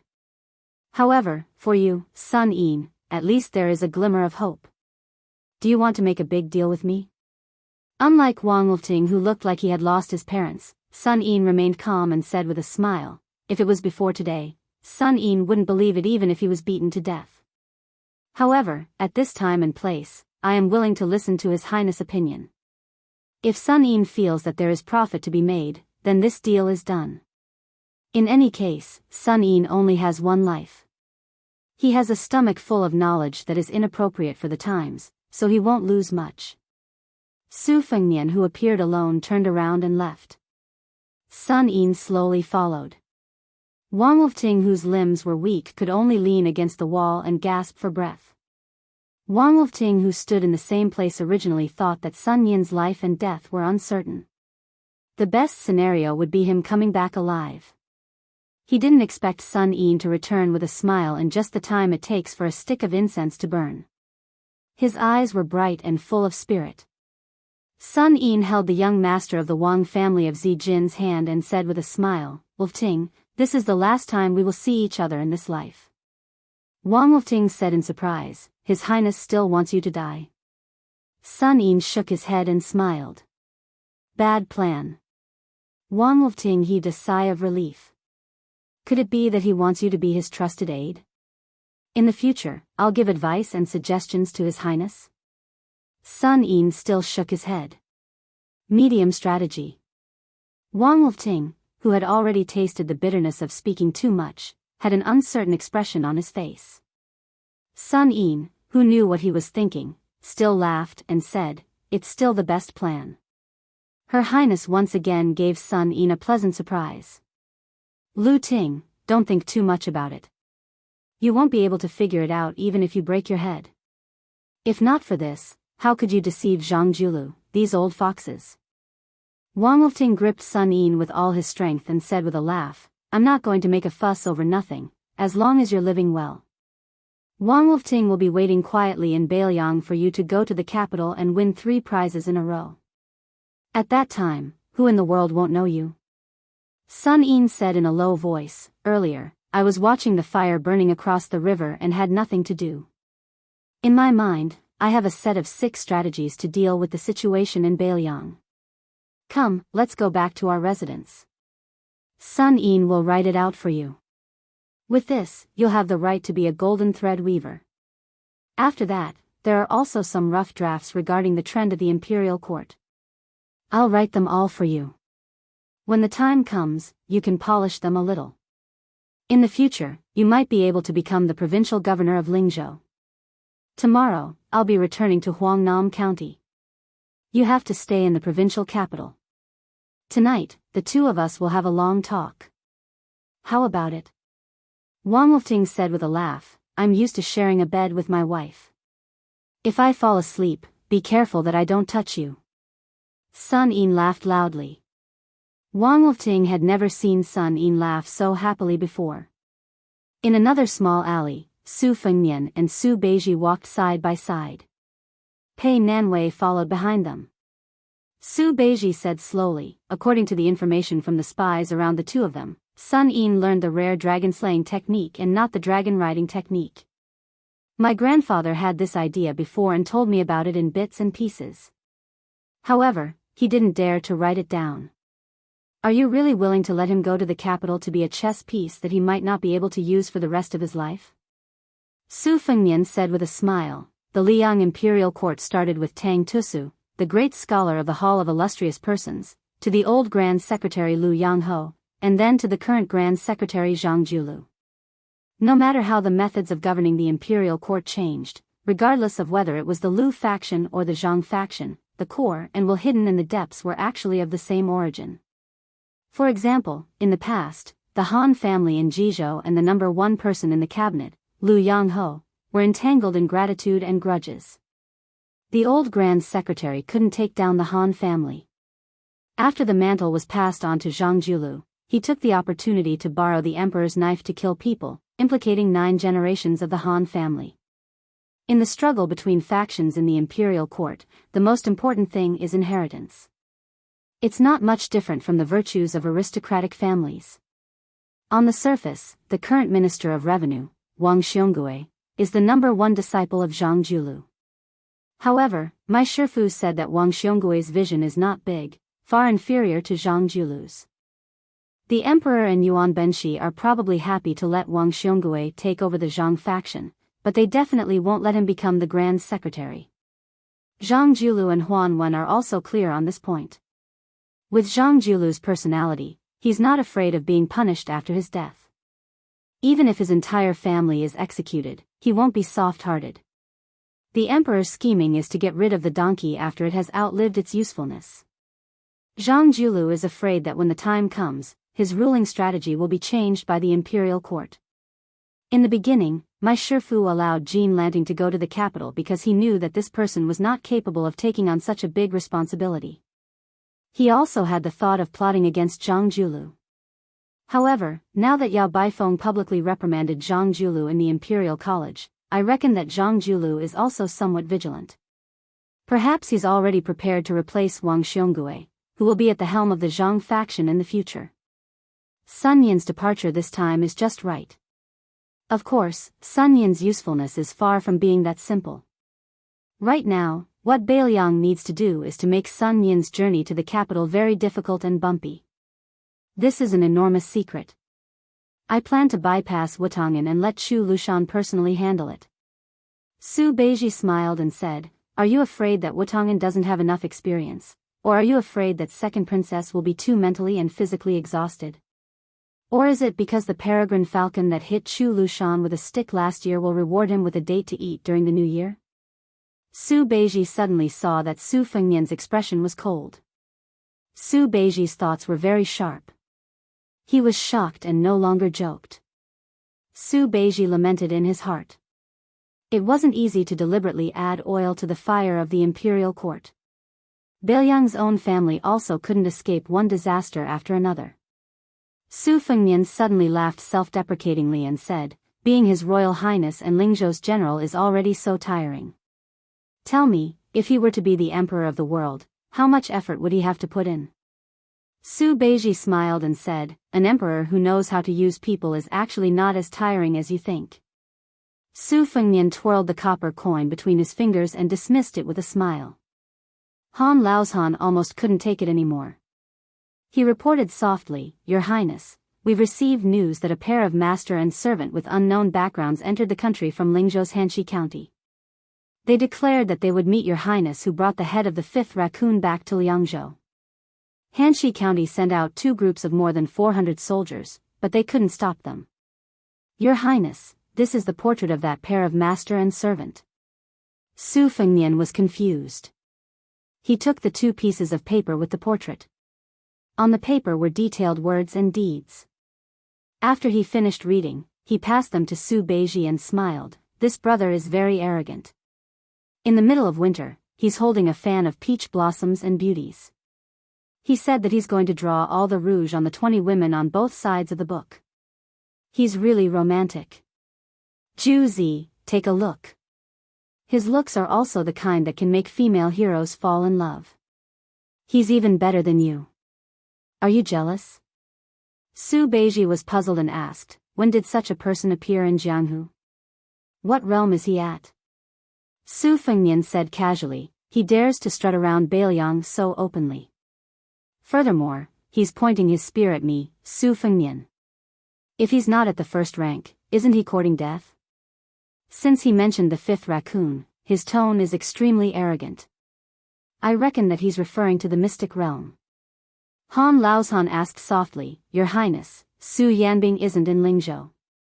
What if I leave the provincial capital to intercept this person? Su Fengnian smiled coldly and said, You don't have to go. Just see if he has the ability to come to the provincial capital. Once he's here, then see if he has the ability to leave alive. Chapter 942. The banquet ended happily and the officials stood up to leave. Su Fengnian and the newly appointed provincial governor did not move, so the Lingzhou governor, Song Yan, had no choice but to take up the responsibility of sending off the guests.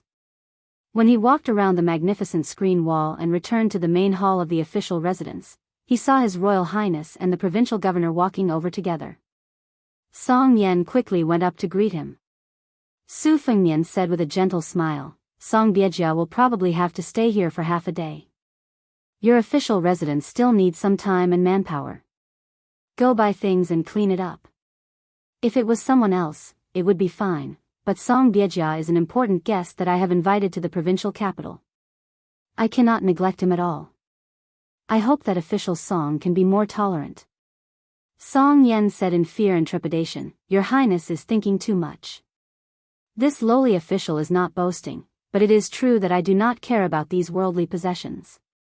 Your Highness really does not need to worry about the residence. This lowly official is not a clean official. Over the years, I have also accumulated a substantial amount of wealth.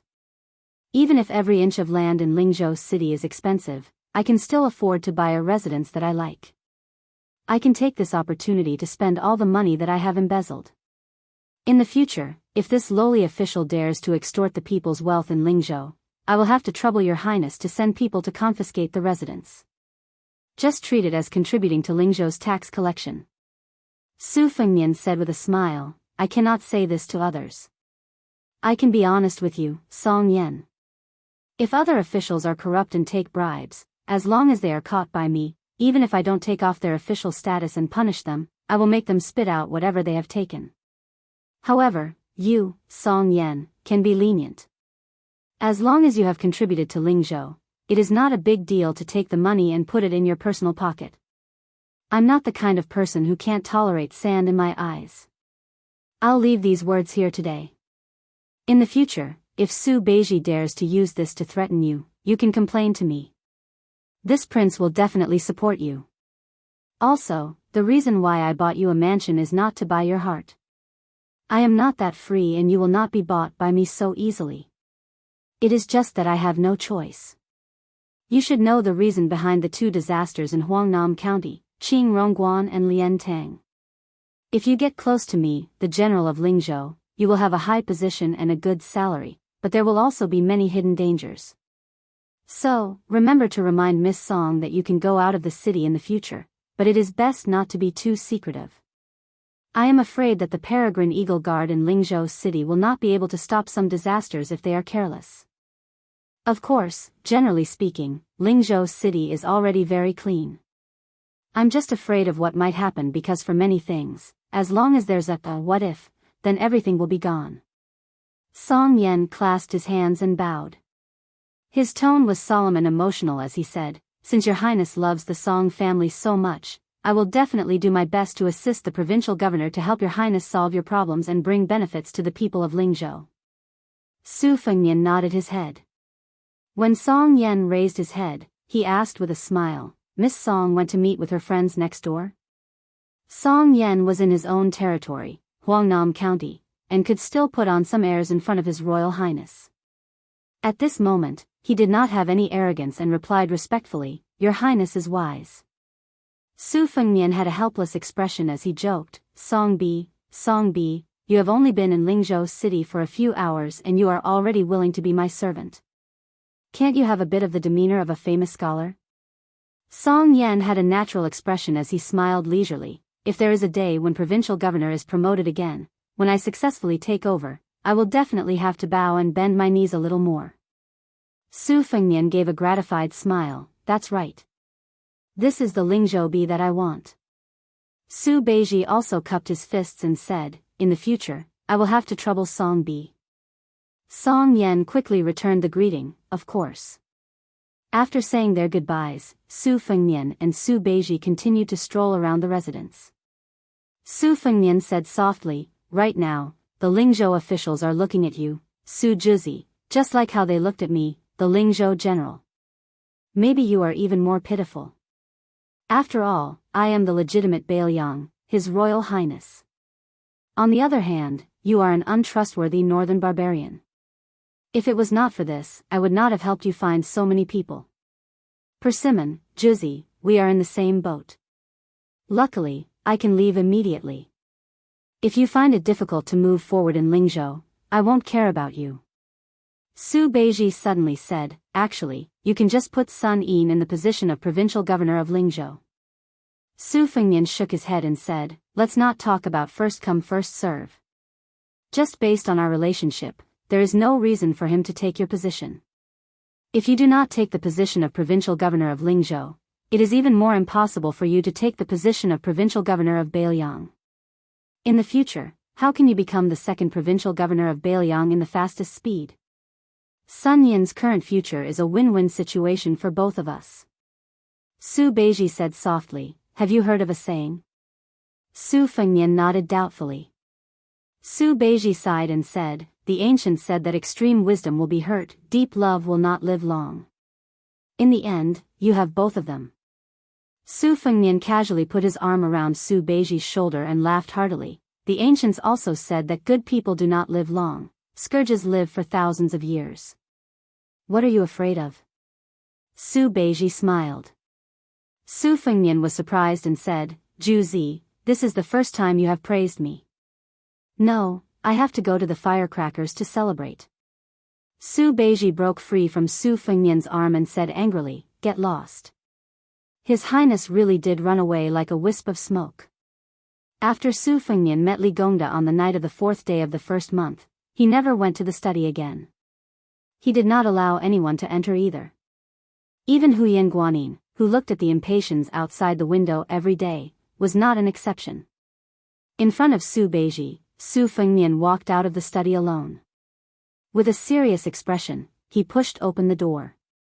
That secret letter was placed on the table, unopened. Su Fengnian's face twisted with pain and malevolence, but then he forcefully smoothed it out. He moved over a chair and sat down, facing the letter. His Royal Highness remained silent. He had agreed with Li Shifeng that he would originally enter the city on the 3rd day of the 1st month, but in the end, it was delayed until the 4th.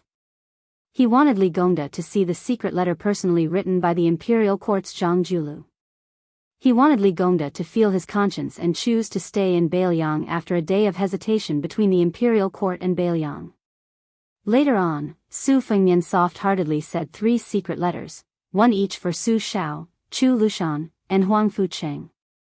He added the extra word 3 so that Li Gongda, who had secretly hidden a secret letter from Grand Secretary Zhang, could rein in himself before the precipice. However, this Uncle Li, who Bailiang had never treated unfairly, still didn't change his mind. Just like that, he walked out of the general's mansion's main entrance. As for why Li Gongda drew legs on a snake, saying that Li Hanlin had been lured to Bailiang's southern court, creating unexpected complications, Su Fengnian was at first a bit bewildered and confused. However, soon afterwards, the secret letter from the spy at the border explained everything. He, Su Fengnian, schemed against the imperial court, schemed against Zhao Go, schemed against Zhang Julu, Huan Wen, but when had the other party ever been soft-hearted, pushing the boat with the current?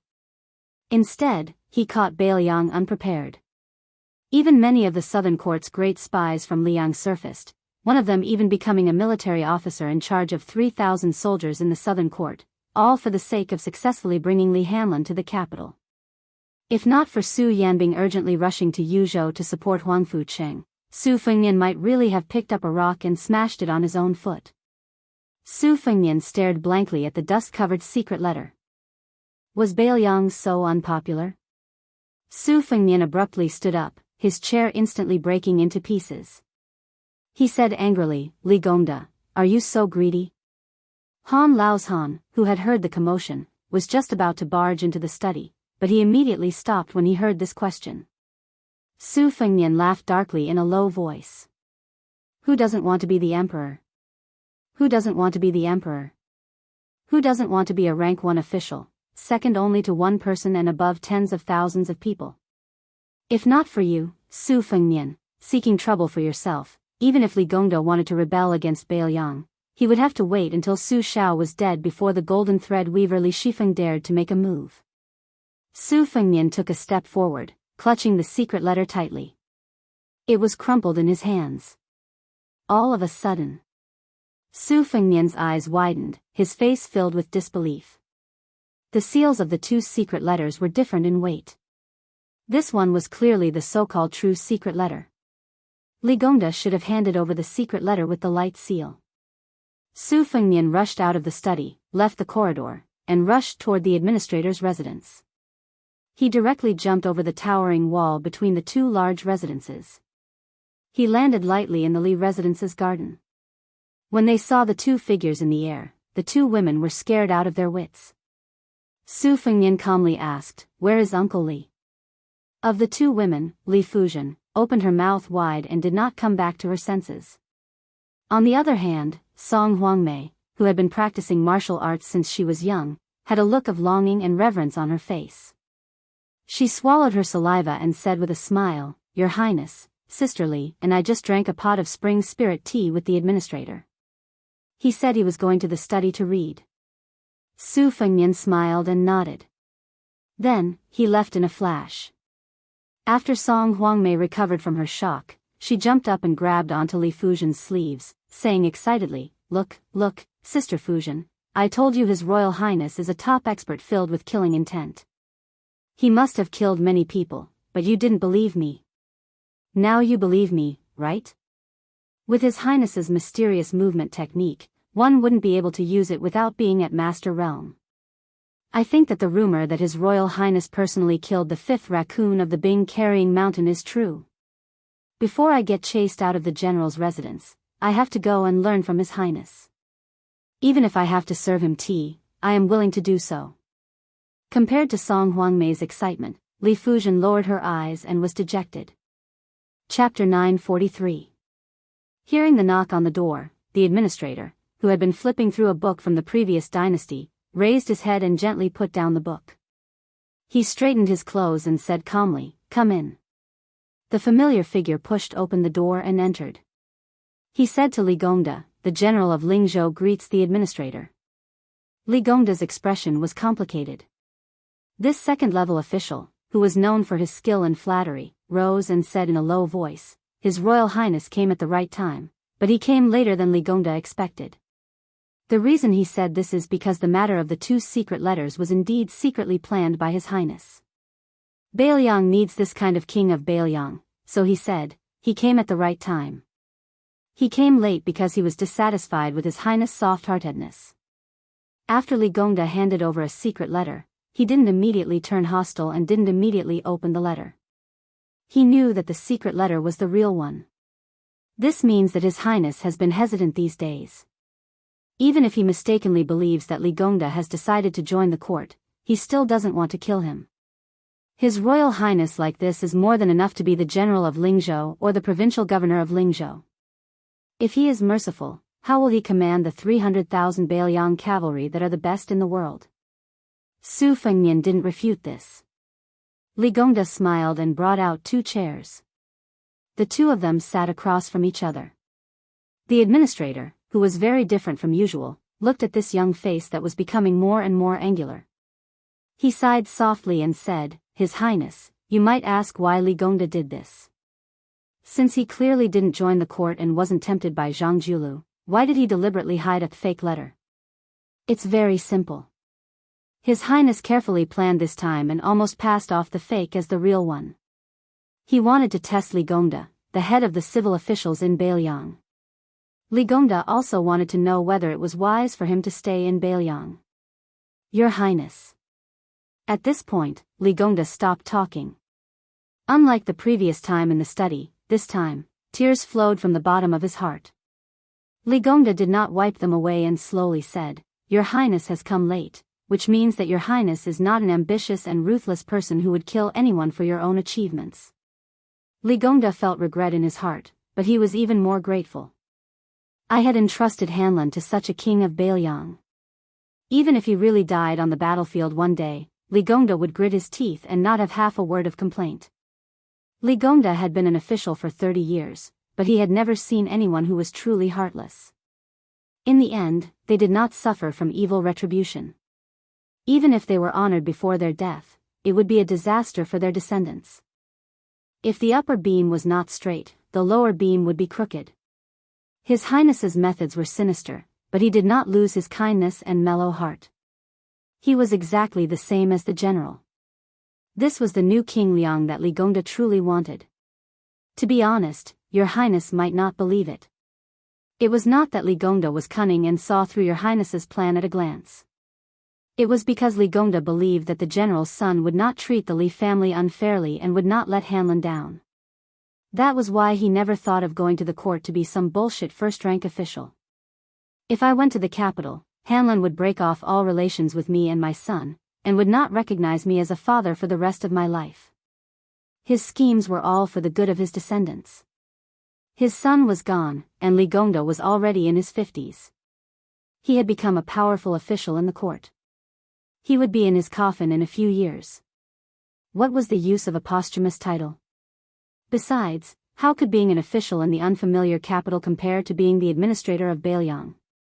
Li Gongda had spent his entire life pondering the path of an official and studying the art of climbing up the ranks. As the old saying goes, ginger is destined to be spicier with age. I will not make such a big mistake at this age. Your Highness, don't worry. Li Gongda will never mention the secret letter to Hanlon. Your Highness has a clear conscience towards Northern Liang regarding this matter, and you shouldn't create a rift with Han Lin over this matter. Just treat it as Li Gongda's sincere request to Your Highness to prevent Han Lin from going down a dead end. Your Highness, when the time comes, Han Lin can only die at the border. If Your Highness has a guilty conscience towards Hanlon alone, Li Gongda also asks Your Highness to consider Hanlon and not speak of this matter. Li Gongda, who had never knelt before Su Fengnian, slowly knelt down and said in a low voice, "If Your Highness does not agree, Li Gongda will resign as the administrator." Su Fengnian handed the secret letter to the administrator and said calmly, "Uncle Li, Su Fengnian promises you one thing. If I have the chance to tell my descendants my last words in the future, I promise that as long as the Su family is prosperous, regardless of whether the descendants of the Li family are loyal to the Su family, even if they commit treason, I will ensure the safety of the Li family. The Su family will not kill anyone." Li Gongda's body trembled.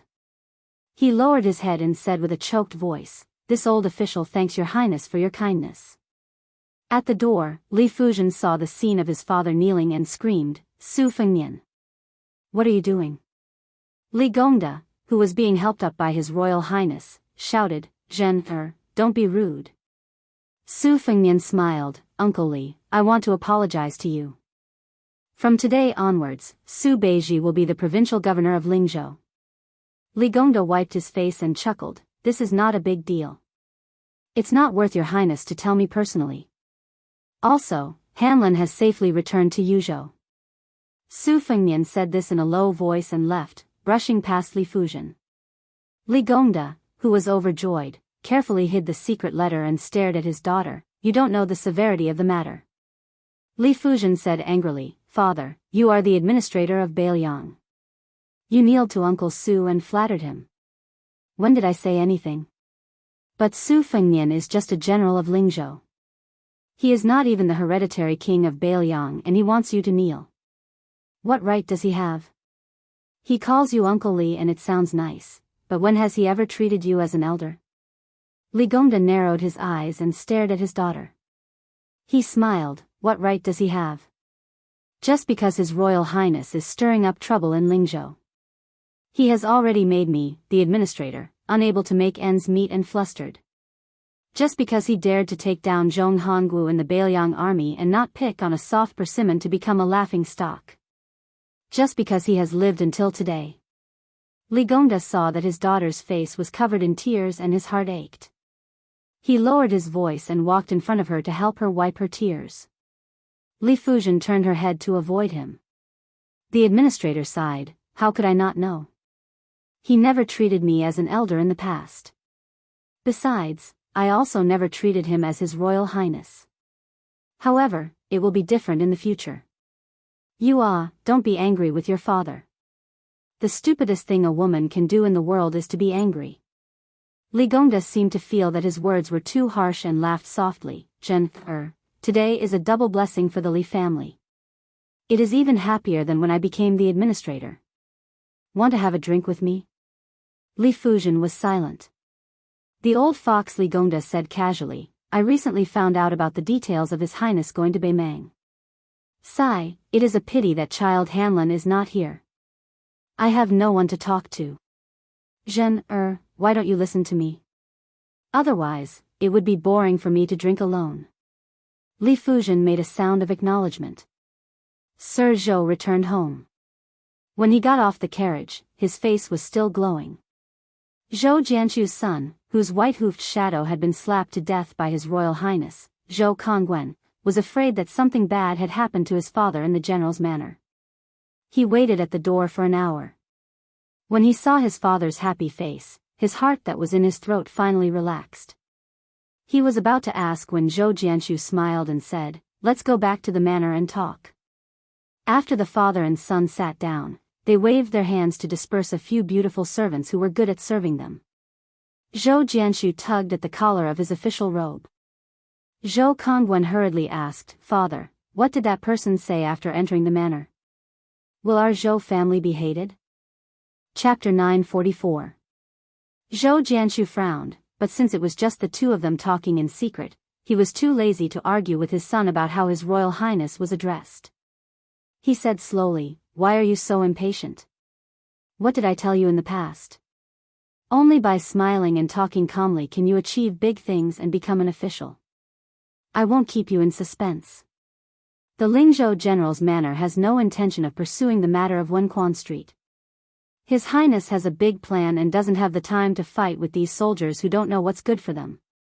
During the banquet, His Highness pushed out Huangnam County's Song Yan and Longqing County's Su Beiji to become the Lingzhou Provincial Governor and Lingzhou Provincial Governor. This is a good thing and a bad thing. Let me test you, tell me what is good and bad about it. Zhou Kongwen, who was not unfamiliar with the conflicts in the officialdom, began to think carefully. After a long silence, he said, The good thing is that Father is one of the first officials to enter the General's official residence. The new provincial governor and His Excellency are not looking at the monk's face, but at the Buddha's face. If they want to take control of Father's position in Lingzhou, they have to consider His Highness' eyes. The bad thing was that His Highness did not settle the score with Dong Yueqi and that group of old men. Then, their positions were temporarily stable. The connections that Father had built up in the Lingzhou military, according to Father's instructions, most of the captains had been hiding like turtles. It seemed like they did not have a chance to take advantage of the situation to rise up. I'm afraid that I will have to make up for it to appease them. At the very least, it will be a few hundred to 1,000 taels of silver. We have received quite a lot of gifts this new year, but we have already given out 70 to 80% of it. With that, our family has no income at all. Ever since I became an official, this is the first time that I haven't earned any money. Zhou Jianshu twirled his beard and smiled. Not bad, not bad. I have never cared about money. As long as I continue to be an official, I will get what I need. A lot of idiots, even if their family background isn't thin, once they see shining silver, it's like a hungry man seeing a beautiful woman. If they eat too badly, it's tantamount to neglecting the essentials and chasing after the trifles. They won't go far in the officialdom. Zhou Kongwen mocked angrily. That Dong Yueqi and the other two are really funny. That person just said one sentence and one knelt, one cried, and one was beaten. This bunch of uneducated general seeds don't think they are embarrassing.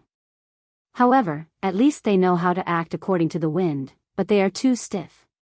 They are not as simple as you are, father. Lord Zhou, who was flattered by his son, smiled even more brightly. The corner of his mouth curled up. These people rely on the military merits they have accumulated to be arrogant. Don't look at how I am friendly with them in the past. In fact, I don't think I have any respect for them. Let's not talk about others. Just that military officer, Huang Zhong, until today, I only know the 10 words in his name. Can this old man manage Lingzhou's political affairs well? He has 4 sons and a bunch of grandsons, but none of them are promising. They bully men and women and do all kinds of evil. Most importantly, it is fine if they do bad things, but they do it so openly. Aren't they stretching their necks and begging the Su family to chop off their heads? Luckily, His Highness still remembers their old relationship and is too lazy to bother about it. If it was any other master, they would have already chopped off their heads and made them into candied haws to show their might.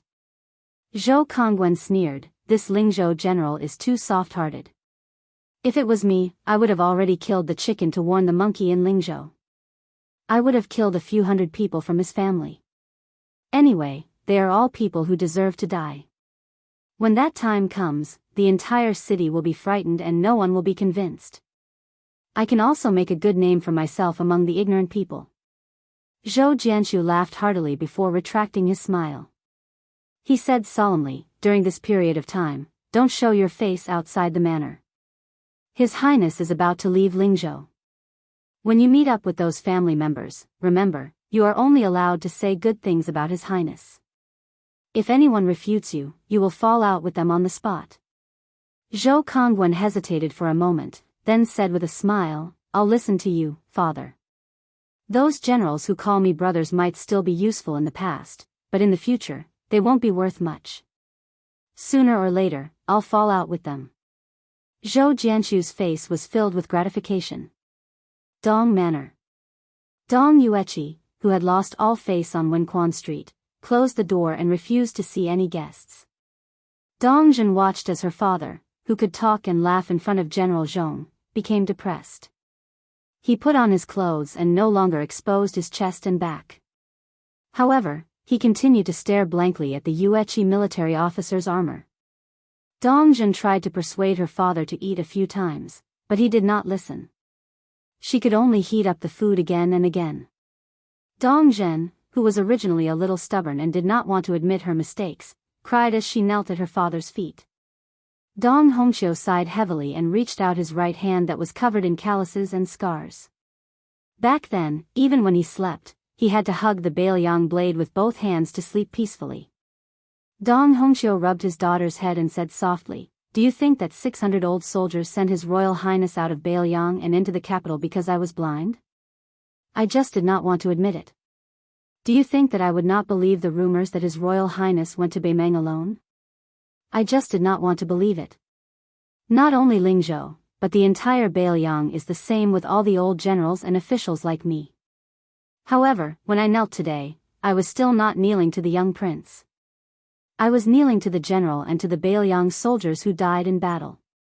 If I did not take off my armor today, even I would have forgotten how many scars and arrow wounds I have. Do you still remember what I told you in the past? The reason why I joined the army and risked my life to fight with my life on the line was not because I had nothing better to do. Father's ancestors were all officials, and their ranks were not low. Your great-grandfather was a deputy imperial censor of Northern Han, and your grandfather was a county magistrate. They were all upright officials with a good reputation. Afterwards, your entire family was killed by bandits who took advantage of the turmoil in the country. Their eyes were red from the killing, and they killed every official they saw. They did not care if the official was good or bad, as if they were good people as long as they killed the official. When I first joined the army, I only felt that there was hope in joining the Sioux family's army, with its strict military laws and strict rewards and punishments.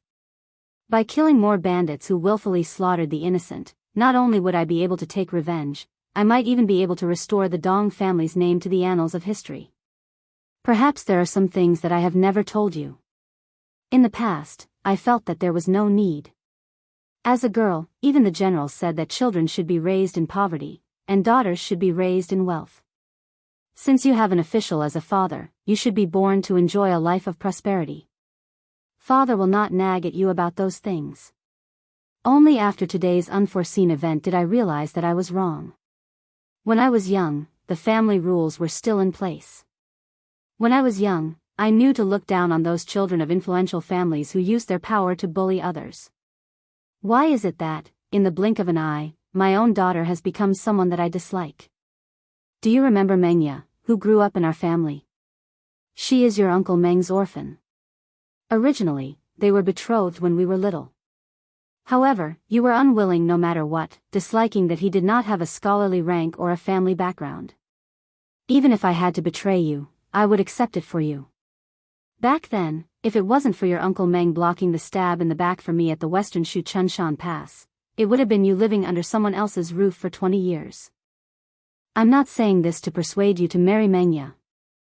I just want to tell you that before Uncle Meng, who was born in the marketplace, died, he often told me that if he became an official in the future, he had to be a good official who would not bully the commoners. Whoever dared to commit crimes in his territory, he would kill them all on sight. If the general did not agree, he would even dare to scold the general. Once, he was bragging with father and his old subordinates and was caught red-handed by the general who was patrolling the military camp. At that time, your Uncle Meng was still a junior military officer. He was so scared that he almost peed his pants. Guess what? Not only did the general not teach this junior military officer who had a big mouth and a heart higher than the sky a lesson, he even squatted down to chat with us about daily life. He said that when your Uncle Meng became an official in the future, he would definitely be a good official. The general even said that he could not bear to scold him.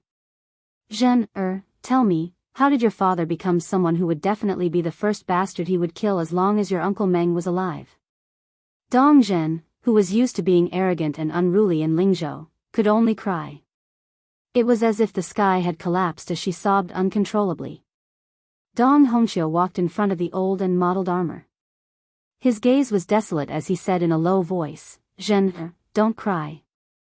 Father will bring you to that cenotaph. Give Uncle Meng a few toasts of wine. If father remembers correctly, after you were 11 years old, you never went there again. All these years, you looked down on Mengya. How did he look up to you?" Chapter 945. When Su Fengnian returned to the mansion, he did not climb over the wall again. This greatly disappointed Song Huangmei, who had been waiting at the foot of the wall. It was very late when she learned from the steward that His Royal Highness walked out of the mansion step by step. Miss Song exclaimed and ran out of the Li mansion. The steward saw this and muttered to himself. This Miss Song was too rash. Compared to the quiet and virtuous Miss of the Li mansion, she was thousands of miles away. The steward then began to daydream. Everyone in Bailiang knew that Master Hanlin and His Royal Highness were brothers who grew up together. If Miss Song could become the consort of the King of Bailiang in the future, in addition to the fact that Master was already the administrator, then the Li family would be worthy of the title of the most powerful family in Bailiang. The old steward shook his head. Alas, it was a pity that Miss Song was fooling around with that Guadahan disciple. a peony flower stuck in cow dung. Su Fengnian lay on the bench in the pavilion and looked up at the starry sky. He turned a blind eye to the girl who had sneaked into the pavilion. The girl was really a hard-working heroine. She was able to control her temper. She gritted her teeth and endured the cold for an hour without making a sound. Su Fengnian sat up and asked with a smile, "Miss Song, do you need something from me?" Song Huangmei, who had shrunk to the side of the pavilion to avoid the cold, jumped in fright. Her face, which was not too beautiful, turned red. She lowered her head and clutched the corner of her clothes. She no longer had the heroine demeanor that she had when she blocked him with her sword at the governor's mansion in Huangnam County. Su Fengnian did not want to embarrass her. He took the initiative to ask, "How many years have you practiced the sword? Do you want me to teach you a few easy sword moves?" After Su Fengnian asked the question, he did not know whether to laugh or cry. The girl stared at him in a daze and muttered to herself. She seemed to be saying that His Royal Highness's eyes were better than someone else's, but she still only liked that guy. Su Fengnian coughed heavily. Song Huangmei sat down on the other side of the bench and hugged her shoulders with both hands to ward off the cold. She quickly regained her original straightforward personality and laughed, "Your Highness, I know you are an expert and a good person. I have someone I like. He is an outer disciple of a gang in Huangnam County. His name is Do Yangguan. His biggest wish in life is to wear a Bailiang saber and marry me. But my father does not seem to like him very much. How about your Highness be merciful and casually give that Do Yangguan a saber? My father will definitely not object." Su Fengnian knew that this girl definitely did not know that Lotus Pond was almost completely wiped out from Lingzhou's Jianghu. However, the spy report did mention that a young man named Do Yangguan had escaped.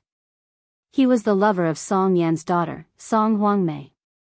Not only that, all 18 generations of Do Yangguan's ancestors had been thoroughly investigated. Su Fengnian had given instructions at the time for the Eagle Guard to give up on this person. An outer disciple who had just entered Lotus Pond for a few days could be killed or not. Since he had this relationship with the Song family, he could just treat it as a gift for Governor Song when he became a Lingzhou official. As for whether that young man would bear a grudge against Bailiang after escaping this disaster and whether he would be determined to take revenge for his sect, Su Fengnian did not care. In the entire Liang Jianghu, there were not many people like that young master who waved a folding fan who had the ability to kill his way to Su Fengnian's eyes. There were even more people who died without even seeing His Royal Highness once. If that person was able to rise above the rest and make Su Fengnian see his name in the spy report again, to the extent where Su Fengnian didn't even mind letting him know about Liantang Zhang's identity as a Northern Mang spy and then sending him to the border to sharpen himself. Since he wanted to touch a blade, after he entered the army, he would be able to touch it until he wanted to vomit. However, people's hearts were hard to predict. Only heaven knew which path this Do kid would choose to take. As for whether or not Do Yangguan and Song Huangmei could be married, that was even less of a concern to Su Fengnian. Even if he did not want to, he could not. In the current Bailiang, His Royal Highness's time was perhaps the most valuable. Su Fengnian collected his thoughts and smiled. Private individuals are not allowed to wear Bailiang knives. Besides, with your father's eyesight, how could he not see the authenticity of Do Yangguan's knife? Chapter 946. Song Huangmei had a happy-go-lucky personality. Hearing His Royal Highness say this, she only had an expression of understanding. She made an "oh" sound and did not insist. In reality, if it were a normal, slightly unscrupulous woman, if she had the chance to be alone with His Royal Highness, she would do everything in her power to make herself gorgeously dressed. If she caught His Royal Highness, she would rather kill the wrong person than let the wrong person go. Otherwise, she would use her identity as a woman to pester His Royal Highness for some promises. This was probably the reason why Su Fengnian was willing to casually chat with her. Song Huangmei did not disturb His Royal Highness, but she also did not leave. She sat on the bench and lazily leaned against the pillar, looking up at the starry sky. Su Fengnian was experienced and knew that this girl most likely missed the disciple of the Jianghu with the surname Do. He lay down again and closed his eyes to rest. In his mind, he carefully calculated the ending of Lingzhou. The officialdom of Lingzhou, which was originally far more complicated than Yuan Liang, was believed that with Su Beiji's ability, even if there were still some restrictions, he would be able to barely open up the situation. It was about time for him to leave. He could not always wear the official hat of Lingzhou's general and occupy this place. However, if he really wanted to leave, he had to first take care of that young ace who dared to intrude.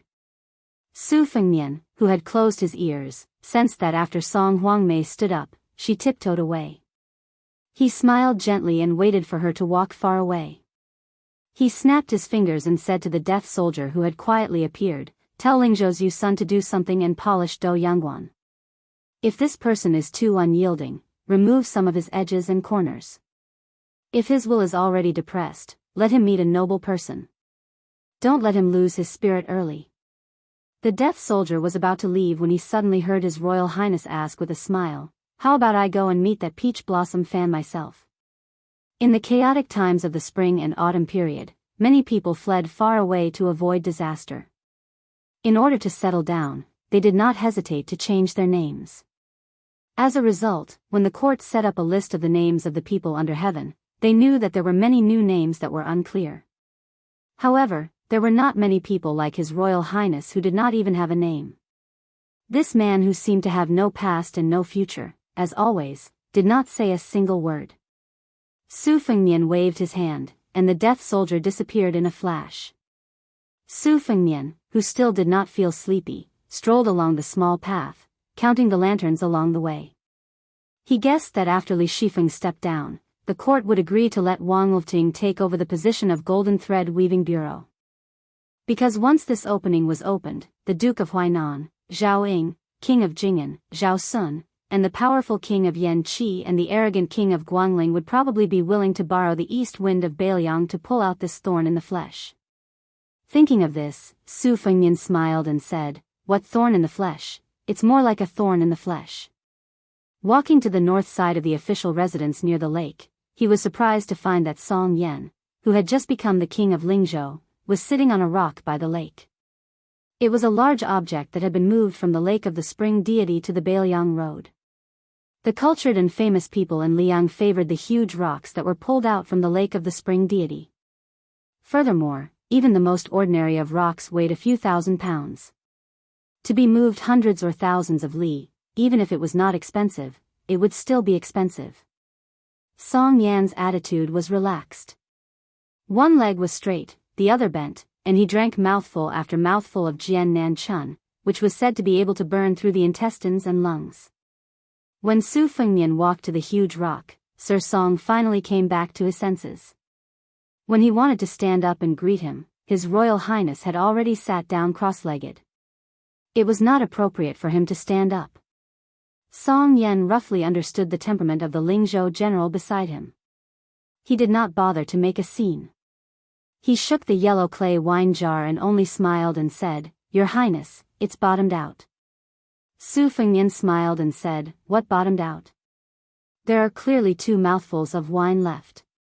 If you can't bear to part with it, just say so." Song Yan was also honest. He laughed and said, "I really can't bear to part with it. This jar of wine has been buried underground for 7 or 8 years.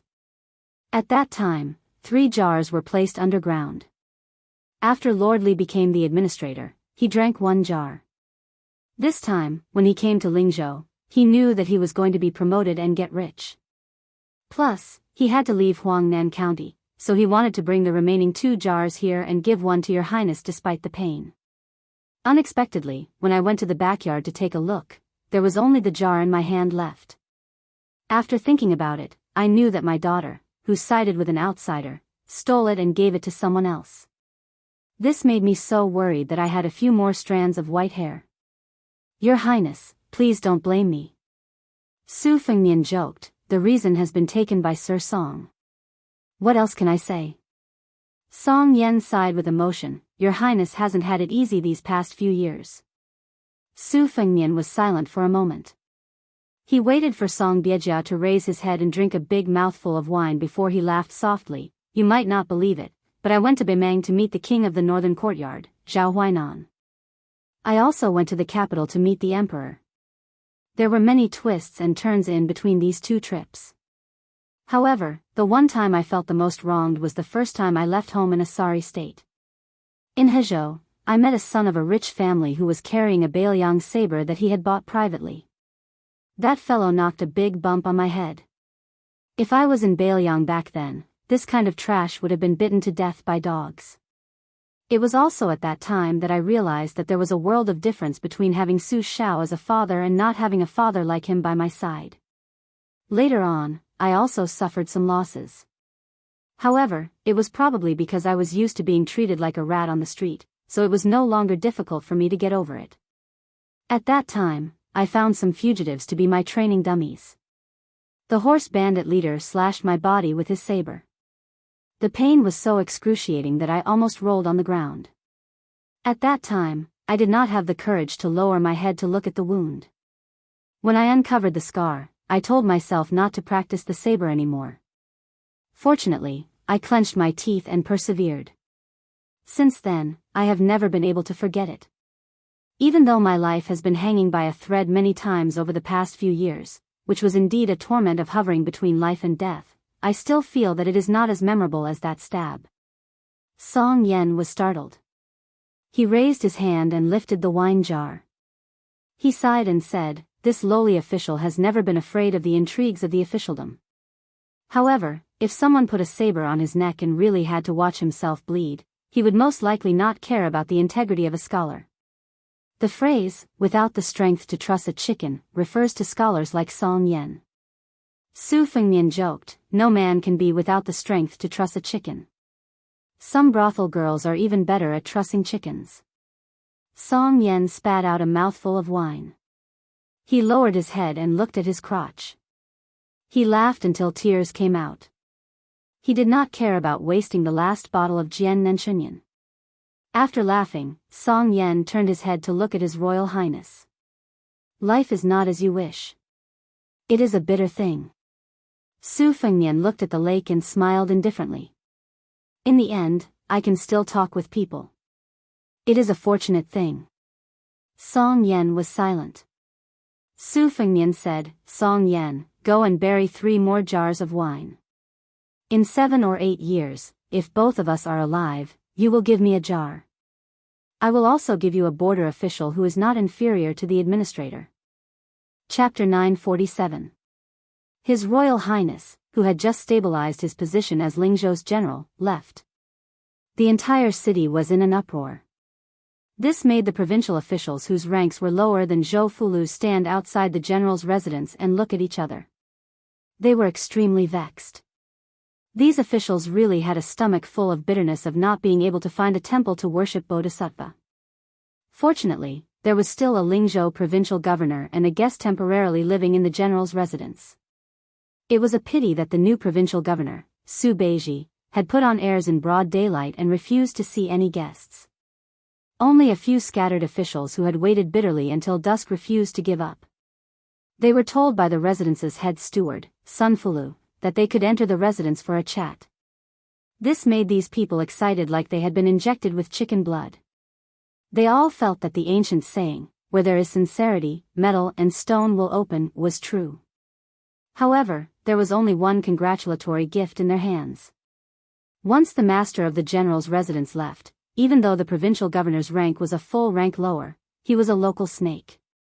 They really did not dare to slight him. Fortunately, the young provincial governor was understanding and waited outside the hall with the guest, Song Yen, for everyone, giving them enough face. The congratulatory gift was naturally given to His Royal Highness, who had already left the provincial capital. That provincial governor Su was truly worthy of being His Royal Highness's most trusted aide. He joked that when he had a provincial governor's residence, he would ask for a gift from everyone and would not be lenient. Everyone looked at the calm and reserved Su Beiji and felt like they had eaten a large calming pill.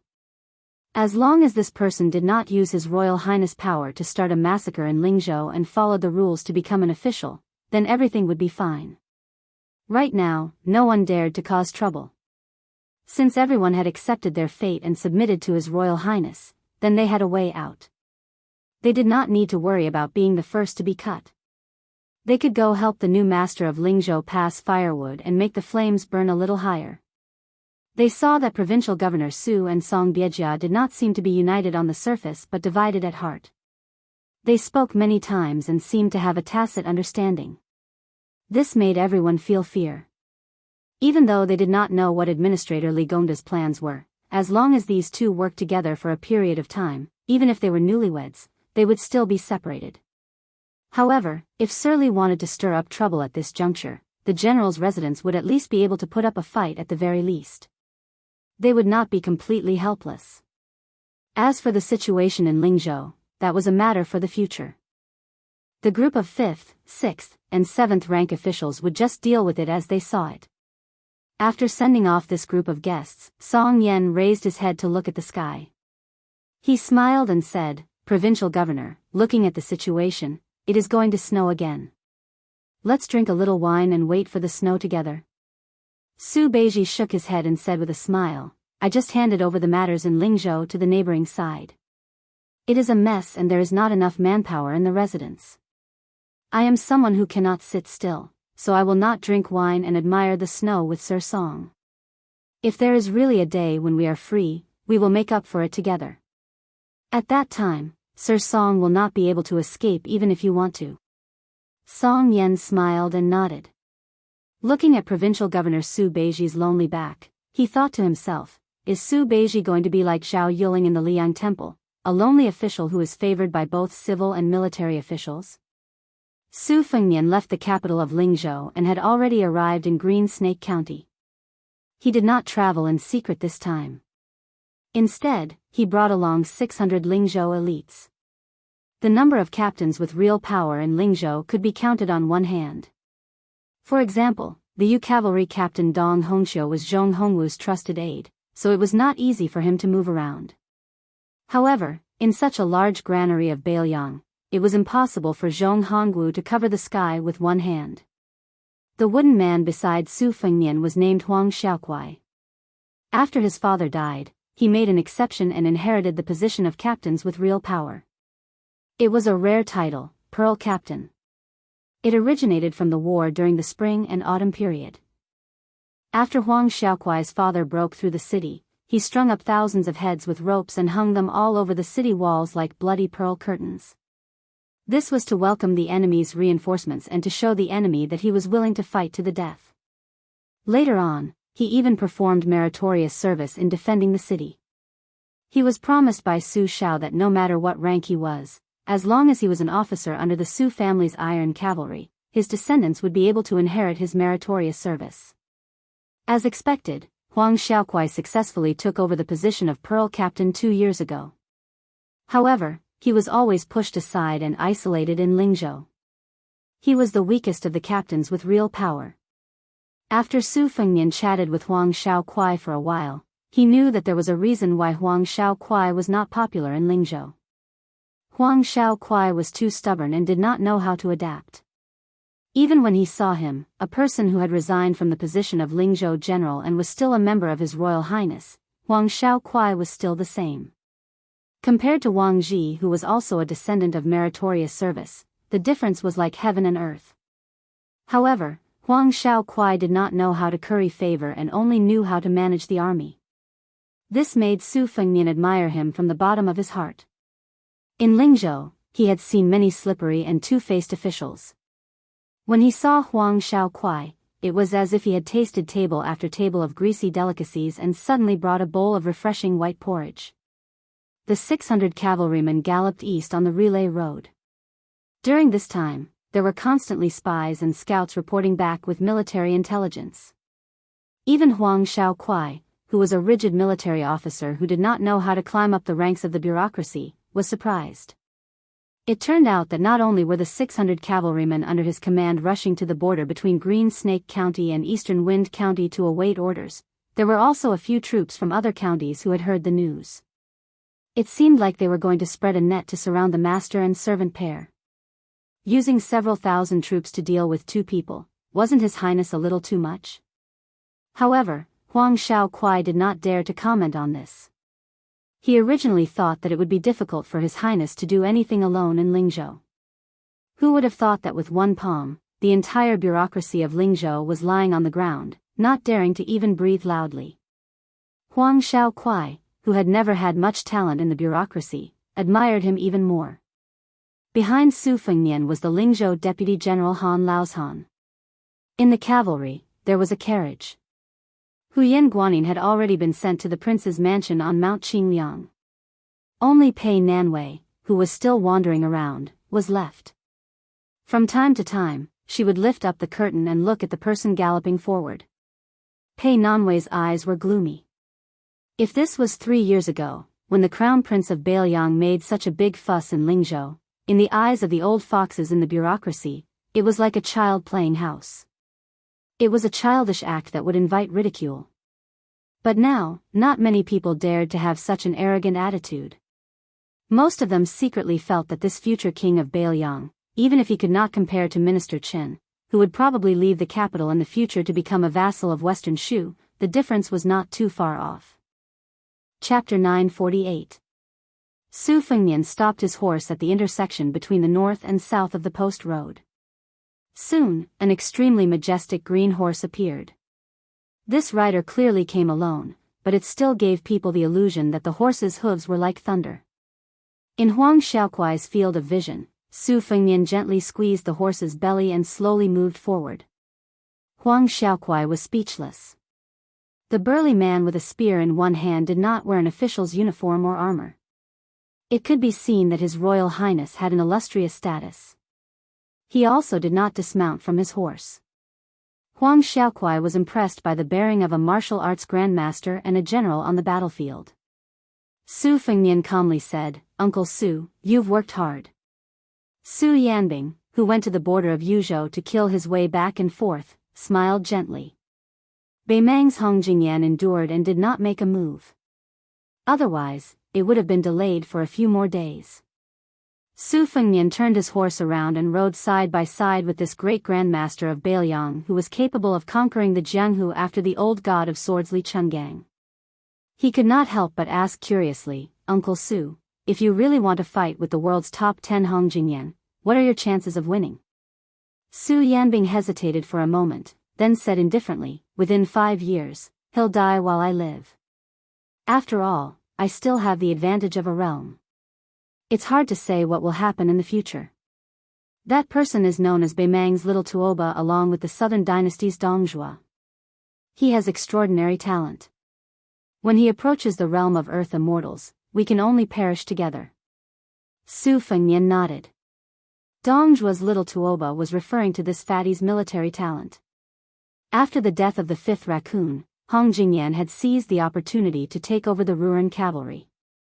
After the world's greatest demon, the white-robed Luo Yang, left Beimang, he was already fully deserving of the title of the second strongest martial artist in Beimang. It was said that after Tuoba Chunsun entered the first rank, he was arrogant. The first person he provoked was this Ruren lord. He lost miserably, but the more he was defeated, the braver he became. With a public 3-year agreement, he announced that he, Tuoba Chunsun, would break through one realm every 3 years. For every breakthrough, he would fight with Hong Jingyan, causing the Beimang court to look at him in a different light. The Jianghu was just this cruel.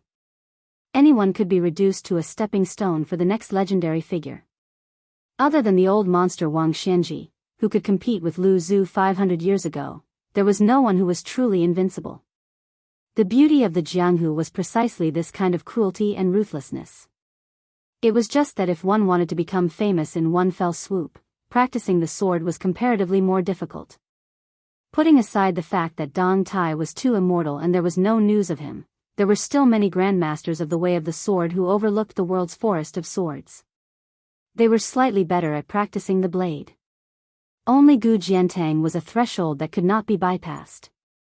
If one did not defeat them, it would be very difficult to claim that one's swordsmanship and blade techniques were the best in the world. The travel-worn Su Yanbing blended into the cavalry and asked in a low voice, "Your Highness, have you investigated the background of the master and servant pair of Ruliang?" Su Fengnian shook his head and smiled. "They are characters who came out of nowhere. We have never heard of them before. Not only did our Bailiang spies not know what to do, maybe Liang Xiaogo will also be accused of negligence. Actually, Liang Jianghu shouldn't have been so lonely these years. It was just that many grandmasters who had hopes of reaching first grade were killed by Han Diaoxi in secret. Some wandering immortals who pursued freedom, even if they reached first grade and stood aloof from worldly affairs, still couldn't escape from Han Diaoxi's bloody cat claws. Basically, every time they secretly left the capital under the emperor's orders, they would bring back 1 or 2 bloody heads. I really can't think of anyone who could escape the eyes of the imperial court and Xiaogo and suddenly appear as a first-grade expert.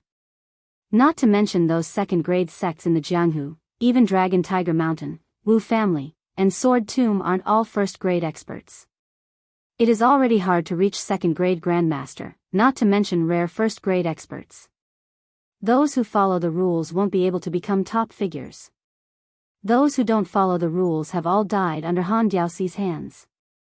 Who knows who that fellow is? He really doesn't care about his life. Su Yanbing asked, "Do you need me to deal with that person?"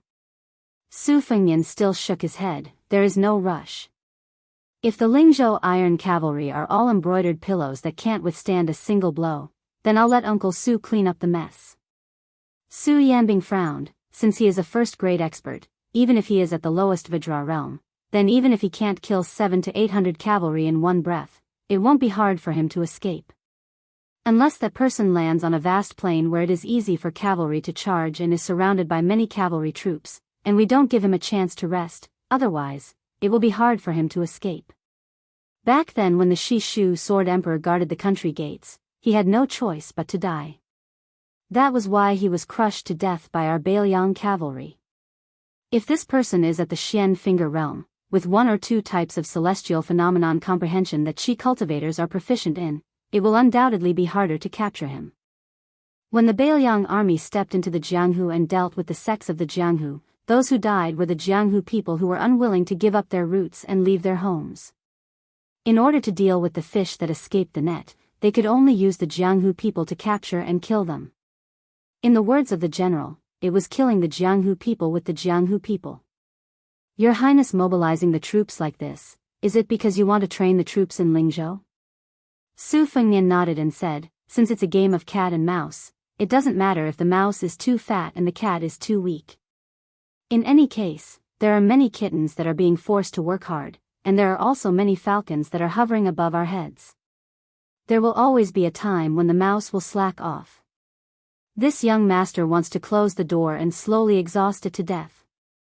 First, we will block it layer by layer, so that it can't move forward quickly. If it wants to kill, it has to be aware that it will be surrounded by a large number of soldiers. Lingzhou has mobilized a large number of scouts from the army to work with the old falcons and the new Eagle Guard. It is just to stop this first-grade mouse. If they can't even do this well, then so be it if they die. The senior commandant standing behind them will also be reprimanded by me. In this training, no matter if that pair of master and servant are numb to killing people, there will definitely be deaths. The Lingzhou officialdom did not kill anyone, and I am also holding back my anger. This is to prevent the soldiers of the Yu and Liang provinces from thinking that I only know how to talk and not use my blade. Su Yanbing smiled, Your Highness, it is best that you take away my Lingzhou deputy general position. Just hearing about Your Highness's complicated officialdom is giving me a headache. Su Fengnian smiled and asked, Uncle Su, can you tell me about the first grade 4 realms? Su Yanbing smiled, just talking is useless. Your Highness needs to be able to take a beating. Su Fengnian's eyes lit up, then I won't ride a horse and will run with Uncle Su to the border between Green Snake County and Dongfeng County. Su Yanbing did not express his opinion. The normal spear in his hand swept across. Su Fengnian, who had hurriedly reacted, slapped the spear with both hands. As a result, he was knocked off his horse and his body floated several dozen feet away. Su Yanbing leapt high into the air. At the same time, he raised his arm and threw out a spear. The spear was forceful as if it could split the heaven and earth. However, this martial artist was faster than the spear and arrived in front of His Highness, who was in a sorry state. He stepped on His Highness' left arm and His Highness slid down once again.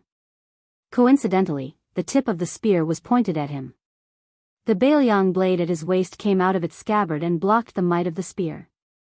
Su Yanbing, who was holding the spear, shook his wrist and the spear blossomed.